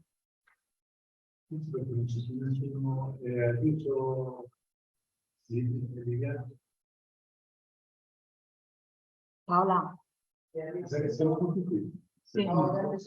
But because we are online, so we just need to know if someone is listening to the webcast. That's it.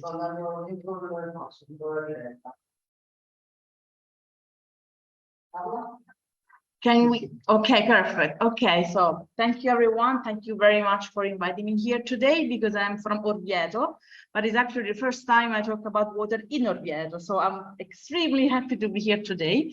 I am Dr. Francesca Greco, and I am a water expert. I have been working during my 20 years, more or less, experience in the water sector, in transboundary water management, transboundary groundwater conflict, transboundary conflict, and more specifically about virtual water and water footprint. And I have been also dealing with gender and water issues and gender and governance issues. So my experience is ranging from Ghana to Jordan and Saudi Arabia, from Spain to the UK. So more or less, I've been doing water everywhere. But in Italian, when you say this, it sounds like faccio acqua da tutte le parti, which means I am a failure in life. It's a double sense. So I've been doing water everywhere. And I'm here today for the first time in my hometown. So thank you, Asta Spola, for inviting me here today. You might know that this year is the groundwater year, because the United Nations has chosen this topic for celebrating the World Water Day, and therefore the World Water Development Report is based on groundwater, because 25% of aquifers are managed unsustainably, and the majority of liquid water which is available to us is groundwater, despite is not in the main perception of people. So the title of the book is actually making the invisible visible. And what I would like to talk about today, it's actually something that geologists, hydrologists, and technical people do not like. It's international political economy, because local is global, and we need to link and to connect the dots to have the broader picture of what we are managing and what we are not actually seeing, because it's invisible. So I will start talking about the concept of virtual water. My professor, Tony Allen, was the greatest promoter of this concept when he realized that there was more water flowing to Egypt under the form of wheat than the actual annual discharge of the Nile. So what does this mean? That all the imports of crops imported by Egypt were actually produced with an amount of water, and that amount of water was called virtual water. So the water that is needed to produce the food we eat is the one that forms our greatest water consumption, and is virtual water. And for consumption, we mean both surface and groundwater and rainwater. This is why the numbers of virtual water are always different from the FAO numbers fact sheet. When you open up the statistics of FAO, you will find that rainwater is not accounted for when it's used by crops and forests. So this is why the numbers are very different for FAO. But in any case, this concept gained a huge success, and the water footprint network in the Netherlands was able to calculate actually how much water was needed to produce anything we consume, from clothes to food. And this is just one of the examples of the food products that we eat and the water which was required to produce them, including green water, which means the rainwater, which is not percolating, but is actually staying in the soil moisture and used by the evapotranspiration of plants. That's why there is a huge water footprint for beef and sheep meat and pork, because they do not only are consumed as meat by themselves, but because these animals are actually fed by other crops, and crops concentrate like maize and soy, and this is why they are more intense in water consumption. So why I'm here? I'm here because I would like to talk about Italy, and I'm very happy to talk to an Italian audience, because it is actually the first time I'm allowed to talk to an Italian audience, and not only. So Italy was the third net virtual water importer of the world in 2014, and now it's the fifth net virtual water importer. What do we import? We import meat and dairy products. Okay, so this is our imports. I was trying to calculate with some other colleagues, among which Claudia Gonsalvo, the water footprint of Italy, and it was amounting to 62 billions of cubic meters, which was actually something I was not able to imagine. You know, it's such a huge quantity. So I tried to figure out what was the annual discharge of the Po River. So like Tony Arnold was trying to calculate the Nile discharge and to compare how much virtual water was imported by Egypt, I did the same with the Po River, and it was at the time 1.5 times the annual discharge of the Po River. But this was in 2014. We all know that unfortunately our Po River is now in a deep crisis, so this calculation must be redone. But why I'm talking to you about this? Because we are eaters of other people's food, and we are eaters of other people's water.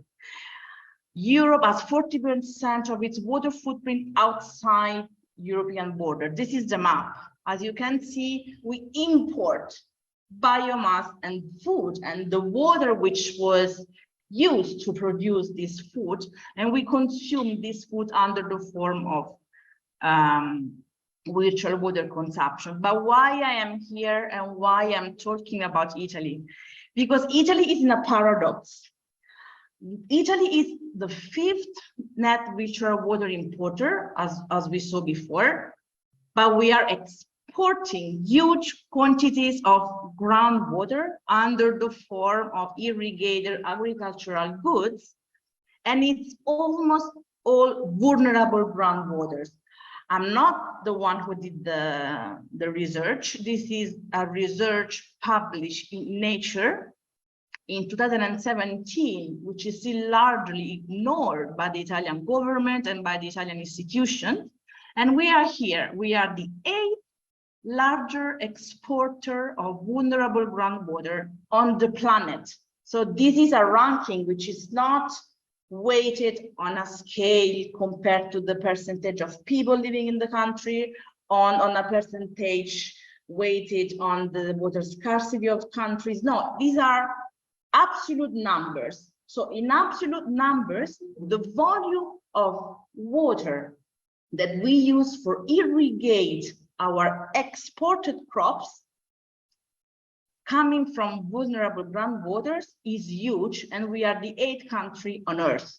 So we do have a problem, but because food crop production and food crop export and irrigation policies are never managed together, and there's no planification, no planning of these two components together, because there's no political economy dialogue among the two sectors, we are not able to, first of all, localize where these flux of virtual water coming from vulnerable aquifers are coming from. So we need at least a GIS map to localize and to understand where is the location of these vulnerable groundwaters that we are actually giving out for free, because we are giving out for export purposes the most vulnerable resources of the country. Secondly, why is this important? Because we are under climate change and we are under a hotspot according to the IPCC. So if there is a national strategy that needs to be promoted, the virtual water strategy cannot be ignored anymore.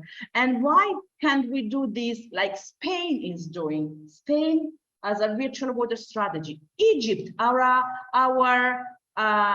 friends from the southern part of the Mediterranean have adopted a virtual water strategy. California has adopted a virtual water strategy, just to understand what are we selling around and what are we supposed to protect. So basically, I am just closing my presentation with this discussion, just opening this point of discussion with the Italian audience. Do you think it's time for Italy to have a virtual water plan, to have a strategic location of vulnerable aquifers and their use? And what is the capacity to deal with the private sector? Because we all know that it's not just the national decision who is able to take a step into this question, but there is a private sector which is deciding what to grow and where to sell. So I leave you with this very nice picture of Samantha Cristoforetti. I was able to send her a message while she was in outer space and ask her to write a tweet regarding water. This was the time when I was working at UNESCO, and she replied while she was on space. And she replied with this very nice picture of a water drop, which is round without gravity, saying that water is limited on Earth, like on the ISS. Let's use it wisely because we are all crew of the spaceship Earth. So this was very nice of her. I'm still very happy to have her in connection. And thank you very much for your attention. And thank you. Thank you. Grazie Francesca, merci à Francesca. Vous avez une question? C'est pas une question.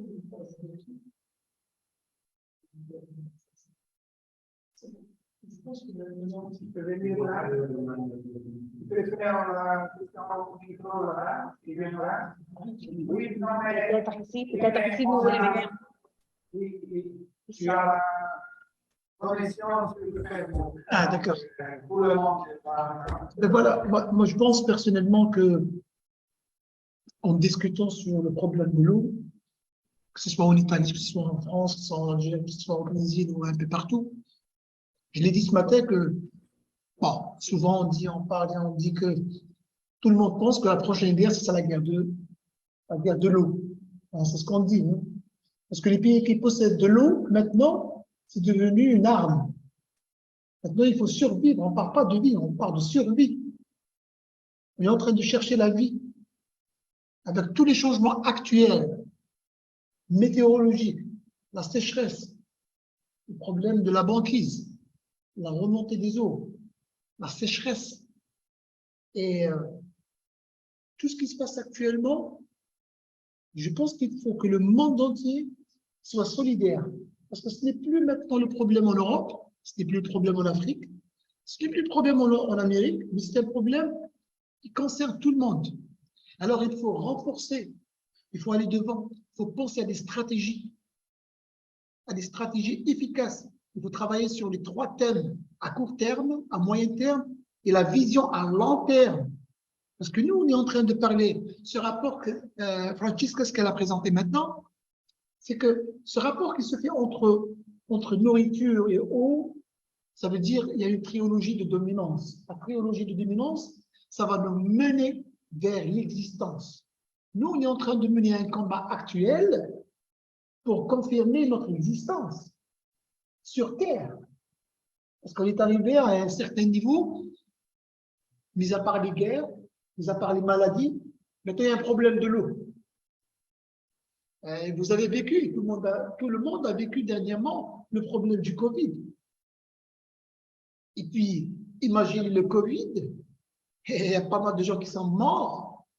Et puis maintenant, on est en train à chaque fois de réfléchir et de parler de la sécheresse, que c'est un problème qui est en train de menacer notre nourriture. En foot. Donc, il faut que le monde entier, maintenant on a sonné la sonnette d'alarme, ce n'est plus maintenant les discussions, il faut passer à l'action, il faut prévoir les solutions immédiates, confirmer ces solutions et commencer à travailler sans arrêt. Ce n'est plus, on n'a plus le temps. On n'a plus le temps, André, on n'a plus le temps. Nous, par exemple, en Algérie, certes, on possède de l'eau, il faut le dire, il y a un peu partout. Ce qui nous manque, c'est une stratégie pour gérer cette eau. Donc, ça existe. Ça existe. Donc, comme je l'ai dit tout à l'heure, que peut-être 70% de l'Algérie, c'est les déserts, c'est chaud, c'est la sécheresse. Mais ce qui existe underground, ce qu'il y a sous. Voilà. Mais le problème, c'est que comment on travaille cette trilogie, que si demain la pluie qui est devenue rare et la quantité d'eau qui vient du ciel, et on ne la maîtrise pas, on ne sait pas comment la gérer, c'est une perte. C'est une perte pour nous. Alors non seulement qu'on est en train de parler de cette perte, mais on est en train de penser aussi, dans les moments difficiles, à consommer nos réserves. Et là, ça devient plus dangereux. Si on arrive à manger de nos réserves, là, ça devient plus dangereux parce que les réserves sont, c'est question de sécurité. C'est la sécurité. Que ce soit en eau, alimentaire ou quoi. Si on touche à nos réserves, ça veut dire là, on est dans un moment de panique. Donc, on essaie toujours de prévoir des solutions pour être toujours à l'aise en matière de gestion de nos richesses. Et ça, c'est clair. Tout à l'heure, j'ai vu notre collègue du Brésil qui est en train d'expliquer, si demain l'Amazonie sera touchée, mais c'est terminé. C'est les poumons du monde. C'est à partir de là qu'on respire de l'air. Il faut qu'elle soit toujours alimentée en matière d'eau. Parce que ça nous donne de l'oxygène pour respirer. Si on ne consomme pas l'eau directement et on est en train de consommer de l'eau à travers l'oxygène qu'on est en train de respirer. Et c'est ça. C'est pour ça que je vois que le mouvement actuel, ce qui se passe, que ce soit sur le plan politique, que ce soit sur... Moi, j'étais un député, et je sais ce que je suis en train de dire. Dans mon pays, j'étais un député, et je sais qu'est-ce que ça veut dire. J'ai toujours mené des combats avec le gouvernement dans ce sens. C'est pour aller vers des projets. Il ne faut pas sûrement faire des idées comme ça. On est en travail, on va mettre la fin. C'est bon, tout le monde est bien, on a bien mangé, et bye bye, on se voit dans 2 ans ou bien dans 1 année. Et puis... Mais non, il faut passer à l'action. Il faut passer à l'action. Il ne faut plus garder l'information dans les tiroirs. Si on ouvre les tiroirs, il y en a plein.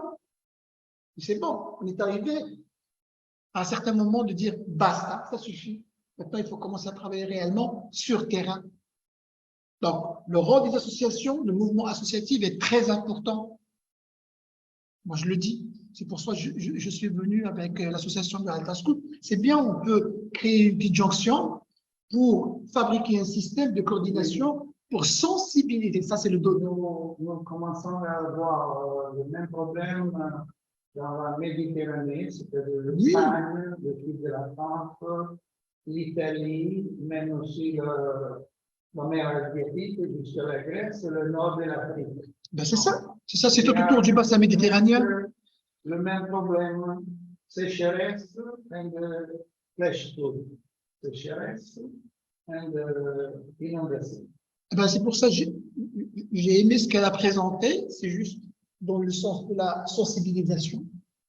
Parce que là, on peut aller vers ce travail pour aller vers des détails techniques. Donc, tout le monde peut se brancher sur cela pour commencer à faire des détails, comme il a fait le monsieur ce matin. On était en train de parler sur tout ce qui est art, tout ce qui est... Parce que, écoutez, c'est très simple.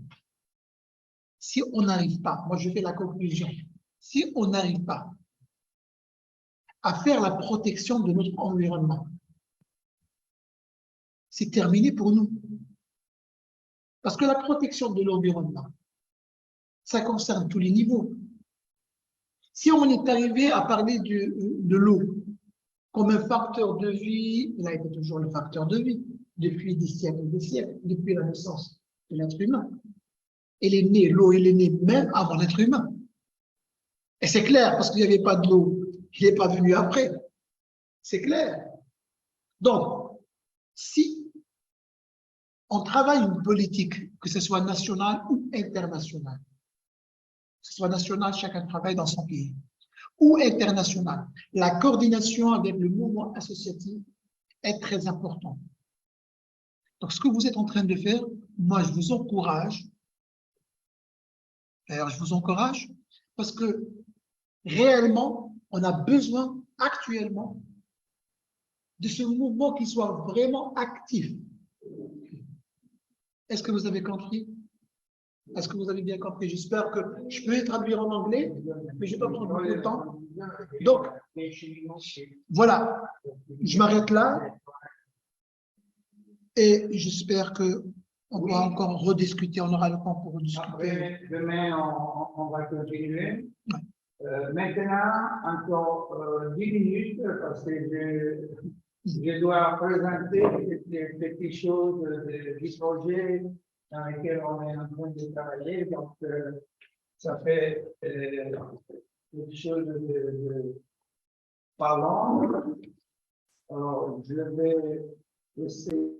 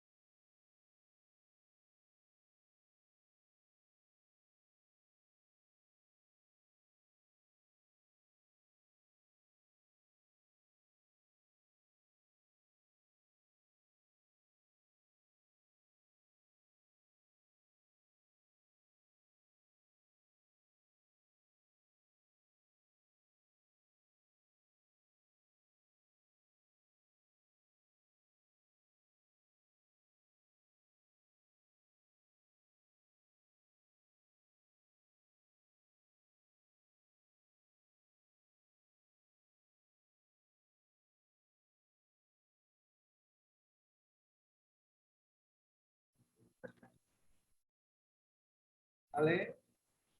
Alors, je vais parler en français parce que pour moi c'est bien. Hein? D'accord?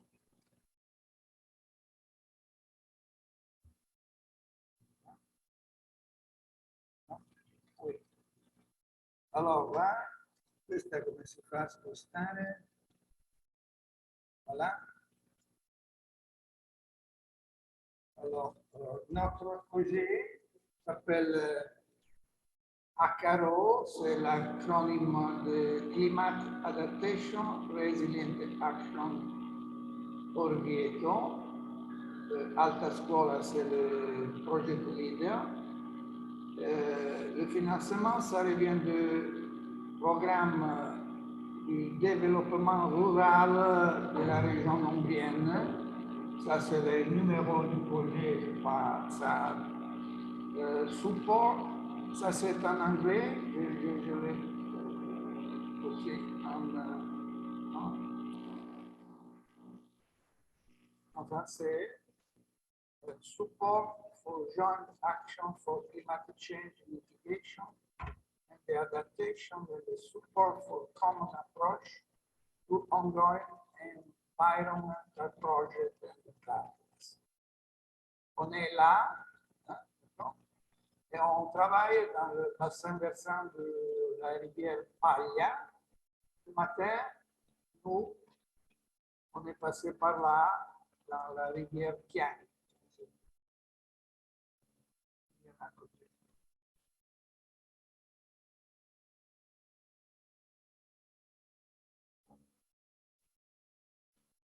Donc, on est là, 5 municipalités, Allerona, Fipulle, Castelviscardo, Orano, Orvieto.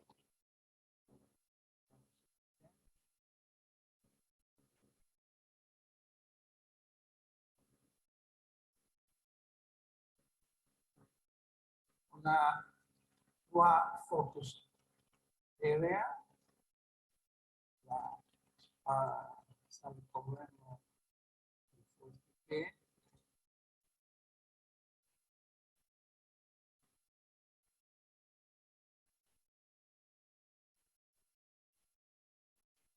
On est dans une situation dans laquelle on a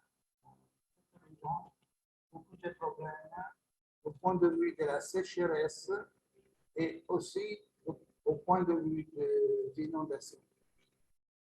Là, on a en novembre 2012, ça, c'est l'inondation.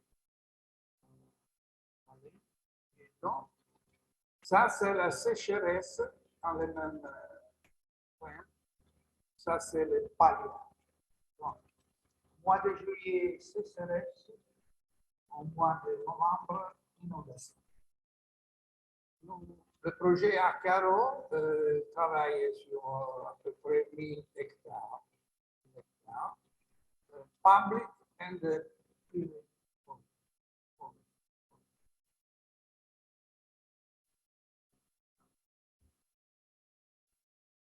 Drought and food, inondation. Avec, c'est-à-dire, on va reconstruire le climat de ce qui sont l'utilisation du sol en passé, avec des cartes historiques.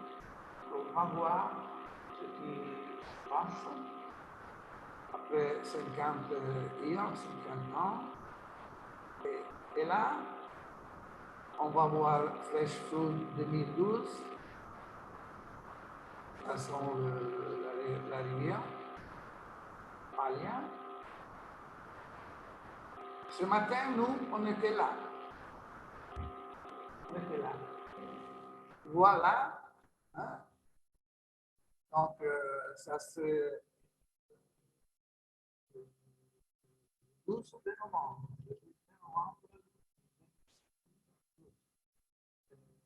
Là, 1 million, à peu près 1,7 million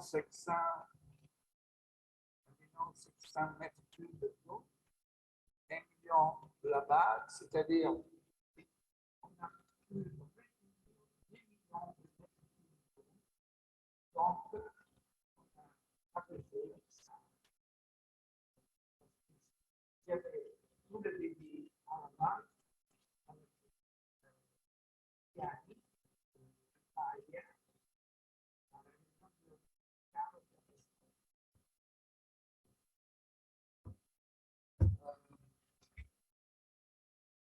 Les vidéos, on l'a vu ce matin-là à la protection civile. Donc, on a 2 différents projets. C'est le problème de la gestion de l'aménagement de l'eau. l'aménagement, de la gestion des forêts. Pour la rivière, il y a la possibilité, on a déjà individué, et il faut le vérifier, il y a la possibilité de faire de petites barrages pour tenir l'eau. Donc, ça c'était les zones potentielles pour les petits réservoirs. Ça c'est ce qu'il peut être de typologie pour tenir l'eau on a trop d'eau. Donc, on est en train de faire un projet. C'est pas nous, c'est l'autorité du bassin versant de Rome. Et nous on va collaborer avec l'autorité, c'est un support local. Un projet de faisabilité technico-économique du système de réservoir pour retenir les eaux. Ce sont des études, des enquêtes. L'avant-projet sera objet d'un débat public.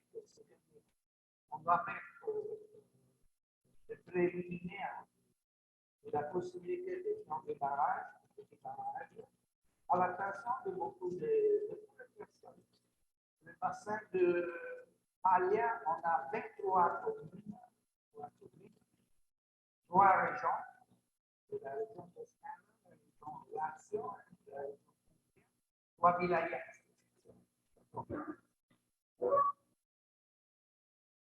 Du point de vue du forêt, moi je mets ça. C'est Andrea, il est un agronome forestier, tu peux dire quelque chose sur ce qu'on est en train de faire dans notre, vale dire in italiano? In italiano? Sì, sì. Sì, io sono Andrea Barbagallo, sono un dottore forestale e faccio parte del team del progetto, soprattutto per la caratterizzazione di quelli che sono le tipologie forestali,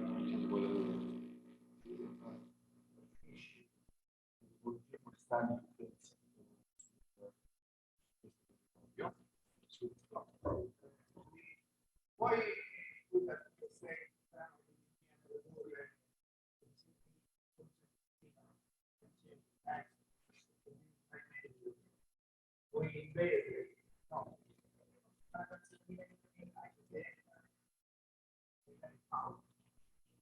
sì, facete.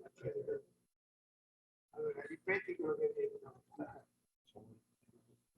La parte dello studio che mi occupo teso alla caratterizzazione di quelli che sono i forestali che stanno sul territorio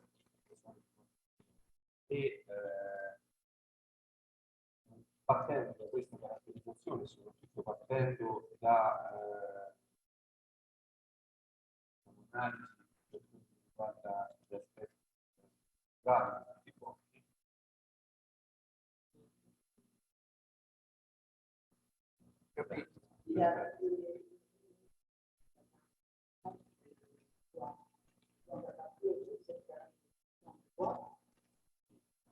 per giungere, per vedere come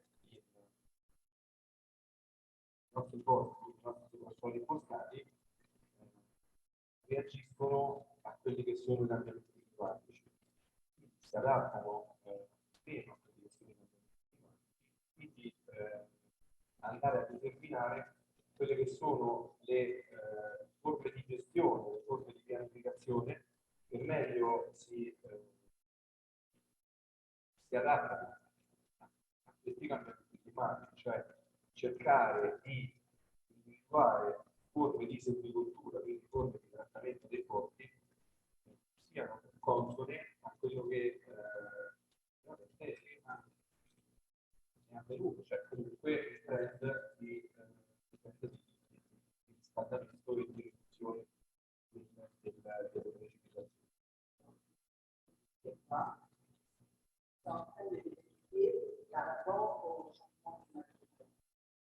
Si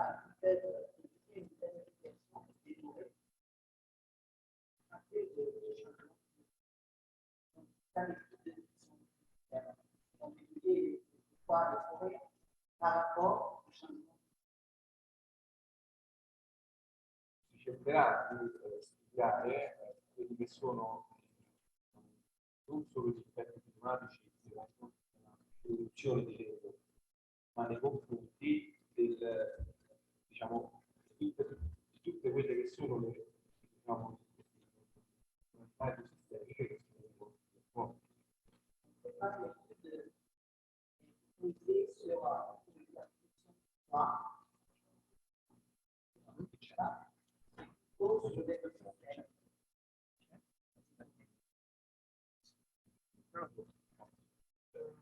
Par rapport à l'étude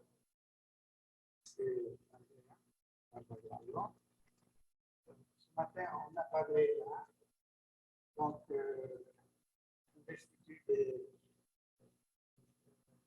Rognoli, il a déjà fait ça c'est un exemple, un rapport.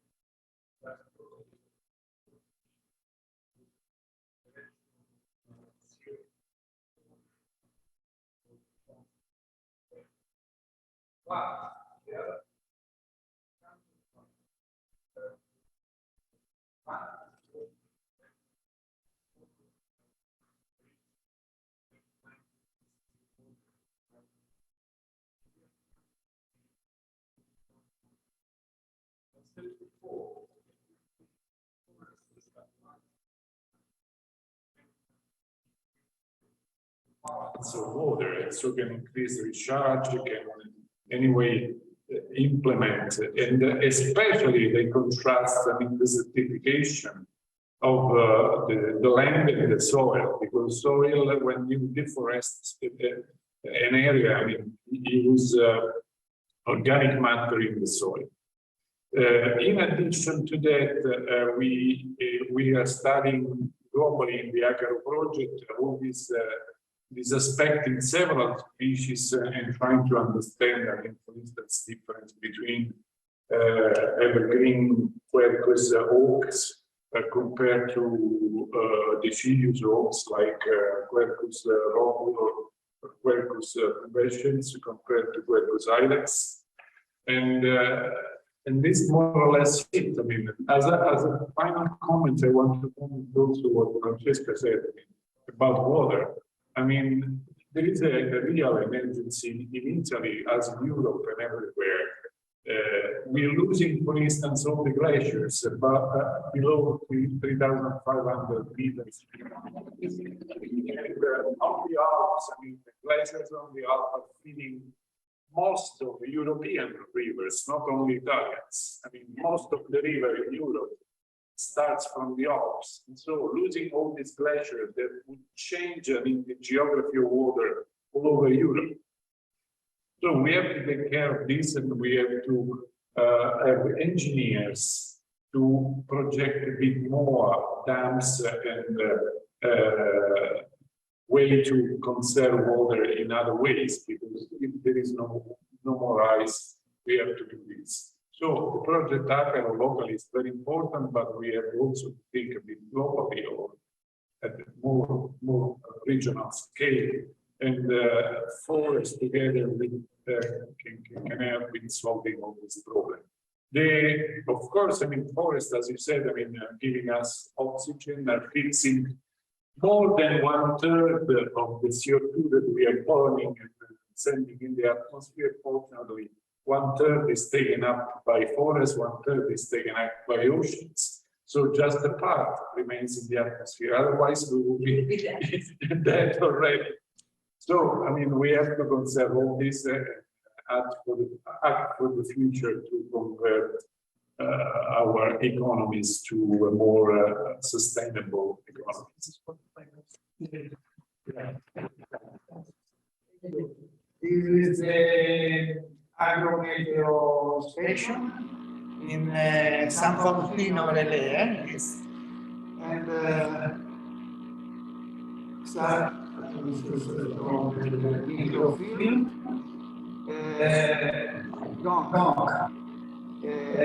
le projet ACARO, elle va terminer avec un final action plan. Identity solution for risk management and the forest fire prevention. Vuoi dire qualcosa su quello che si farà come prevenzione incendi boschivi? In relazione ai cambiamenti climatici e in relazione alle tipologie di bosco, dei vari boschi, verranno creati dei modelli. L'obiettivo è cercare di creare dei modelli che, tramite i quali si riesca a gestire, a monitorare e a prevenire il rischio di incendio. Et Vous comprenez, oui. Sauf que, à ce niveau-là, désolé, je vous en prie, à ce niveau-là, on est en train de parler d'une stratégie. Est-ce que le plan d'action que vous êtes en train de parler sera-t-il un plan d'action dans le cadre de l'urgence, l'émergency? Dans ce cas-là, il faut intervenir vite. Donc, c'est les solutions pour la stratégie à court terme. Donc, ça devient un plan d'urgence. Un piano dice che sia un piano che fa fronte alle urgenze o è un piano a lungo termine? È un piano che prende Piano a breve, medio, lungo termine integrato. Intégré, c'est un plan intégré. D'un côté, on a l'aménagement de l'eau avec les petits barrages dans lesquels on peut prendre l'eau même pour l'effet des forêts. D'accord? Donc, il faut faire ça, mais aussi, on va faire ce qu'on a vu ce matin. On a beaucoup d'eau. Donc là, on va distribuer dans les bassins ces petits barrages qui peuvent être utilisés en plusieurs façons. Mais attention, ça peut être... Voilà, la question est très claire.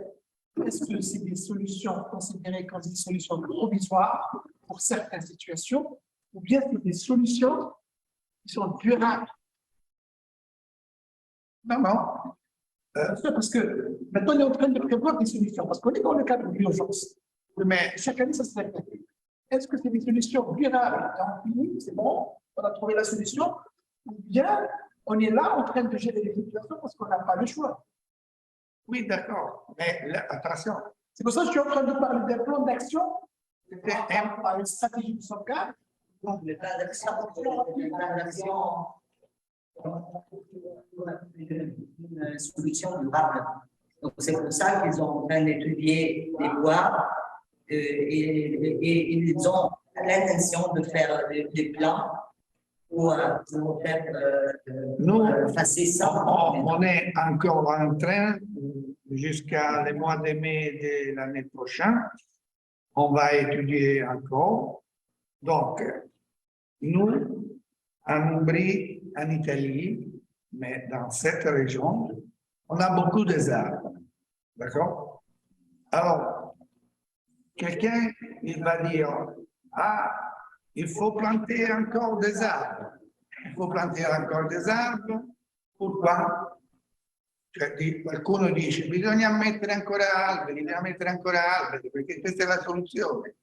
Ma già ne abbiamo tanta copertura vegetale.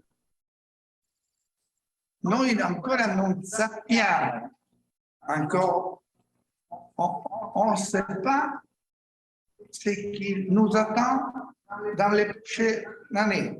Parce que, je vous demande, quelqu'un, il pensait qu'après le 2017, après le 2021, on aura dans le 2022 une sécheresse comme celle de cette année? Non. Personne il était en train de dire ça. C'est pour ça qu'on est entré dans un cadre très, très difficile, parce qu'on a peur. Le fait qu'on a peur, on réagit. Non, donc, attends. La réaction, excusez-moi, je vais terminer. Je comprends ce que tu vas dire parce qu'hier on a parlé de ça. Quand on a peur, on réagit. Mais souvent, quand on a peur, on réagit, mais on ne réfléchit pas. Parce qu'on réagit juste la solution pour le moment, là, on a peur. C'est en train de... Parce que, en fait, c'est des plans qui viennent du bas. Et donc, il faut aussi parler avec les personnes. Par exemple, aujourd'hui, on est en train de parler de bassin et tout ça. Mais on a aussi, par exemple, des personnes qui ne sont pas d'accord avec cette solution. Alors, il faut arranger avec les personnes qui habitent. Mais il faut trouver une solution ensemble. Donc, il faut essayer. Oui, Paola, mais tu regardes là. Hein? Là, ce que tu as vu aujourd'hui, il a travaillé pendant 2 jours dans l'année 2012. D'accord? Là, c'est un ouvrage qui reste là. Là-dedans, on peut faire grano, on peut faire toujours. C'est pas, comment on dit, presa rubata à l'agriculture. On peut faire encore de l'agriculture. Cet ouvrage, il peut travailler dans le mois de novembre 2022 ou bien entre 3-4 ans. Alors, ce qu'il faut imaginer, de mon point de vue, c'est de trouver des solutions qui ça va coûter peu aux citoyens, durables, mais qu'il faut qu'ils travaillent au moins qu'il y en a l'inondation. Parce que nous, ma suggestion, hein? Alors, ok, la sécheresse manque d'eau.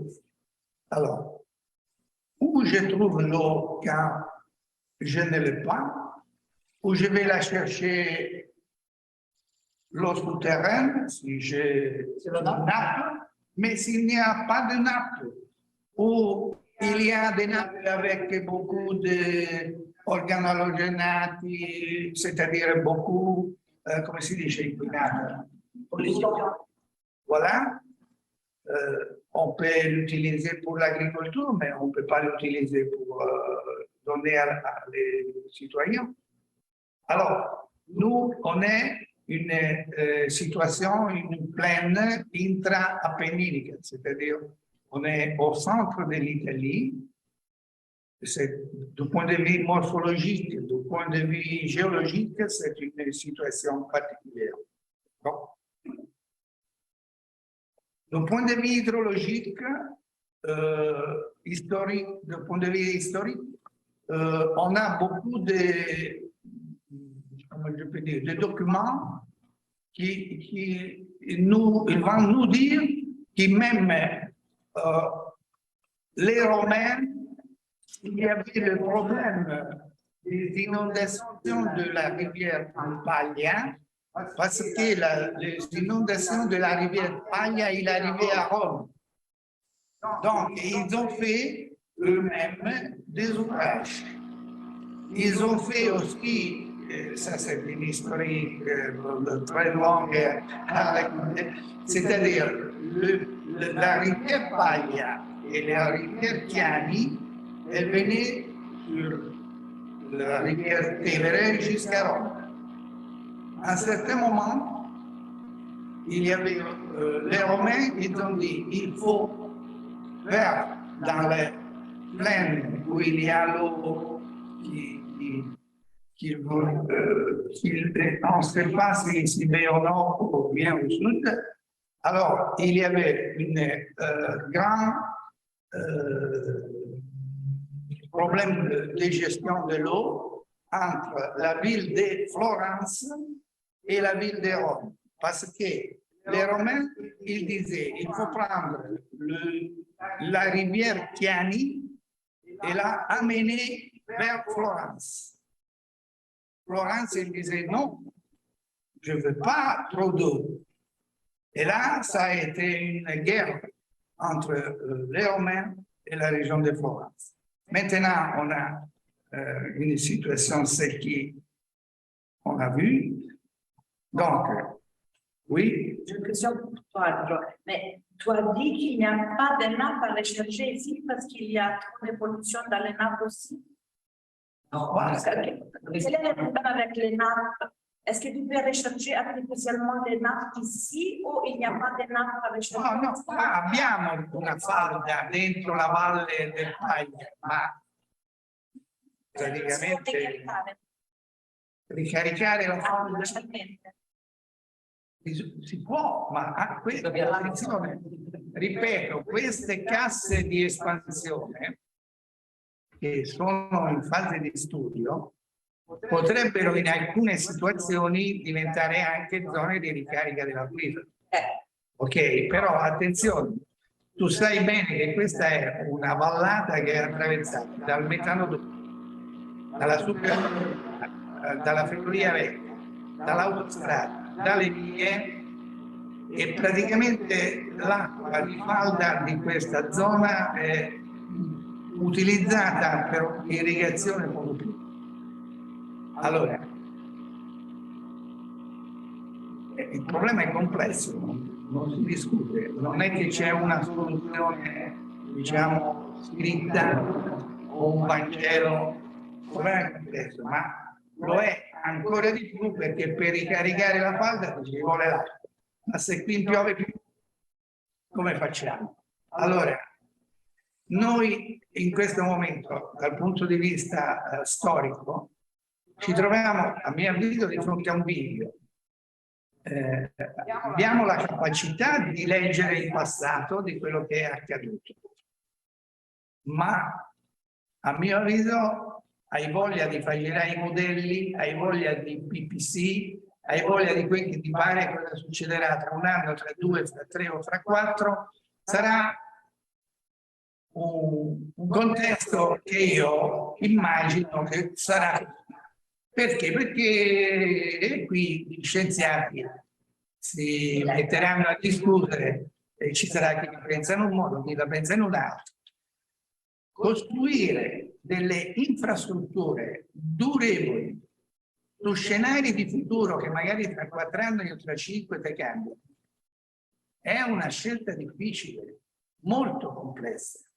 Però bisogna avere il coraggio di fare delle scelte, perché sicuramente i periodi siccitosi saranno ancora più lunghi e più frequenti, come alluvioni lampo che durano una giornata e ti fanno un macello.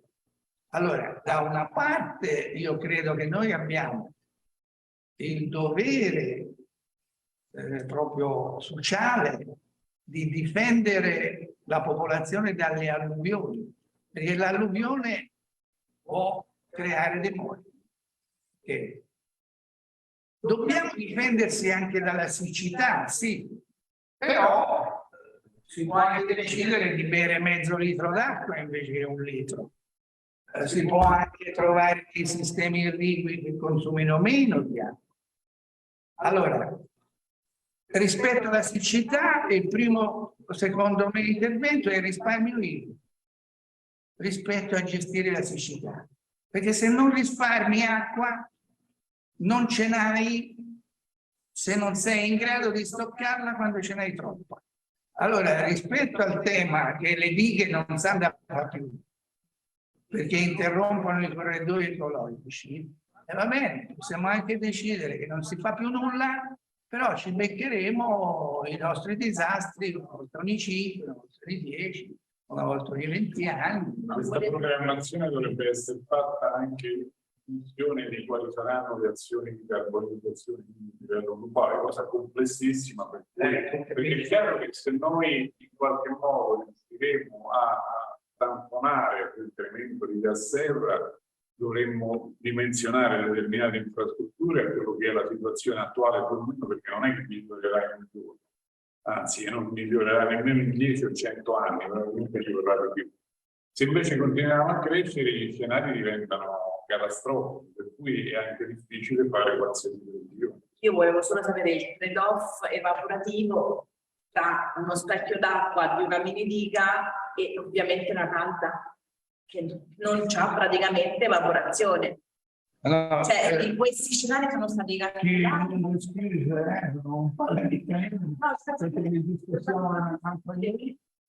La formulazione dell'acqua con i suoi evaporativi di barrage.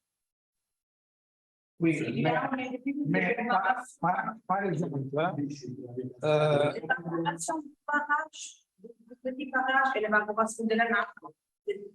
mais tu as dans la vallée d'Italia, il y a encore des carrières, des anciennes carrières, qui ont découvert le niveau de la mer. Là, ils ont fait beaucoup de travail pour rendre, ils ont amené les rochers de la démolition d'une maison, ils les ont emportés là. Donc, ils ont chargé beaucoup de choses dans le village. Alors, il y a la possibilité d'utiliser ce petit lac, li vedi, no? Dalla rocca dell'alba, vedi i laghetti, che potrebbero diventare zone vulcaniche. E va bene, c'è un gruppo di studio, hanno stanziato 2 milioni di euro, quando si via sta roba, noi gli dobbiamo dare una mano. Quindi, ok, però il grosso problema è ancora più a valle. Il grand problème est aussi plus à la valle. Nous avons la rivière Chiani, la rivière Tevere, le barrage de Corbara, quand on a en même temps beaucoup d'eau dans la rivière Chiani, beaucoup d'eau au barrage, il faut ouvrir le barrage, sinon dans le lac. Alors, en 2012, juste à un certain moment, pendant la nuit, ok, tenir. En ce moment, ils ont dit, il faut ouvrir, sinon, c'est la ruine. Alors, ils ont ouvert la rivière de Paglia, il a mené de l'eau, donc on a eu l'eau du Tuber, l'eau de la rivière jusqu'à Rome. Donc, le problème, ce n'est pas seulement dans notre rivière, liées aussi à la langue. C'est un problème complexe. Grazie. Siamo in contatto col dopodomani, domani non ci sono. Dopodomani se vieni. Grazie, grazie, grazie. Grazie.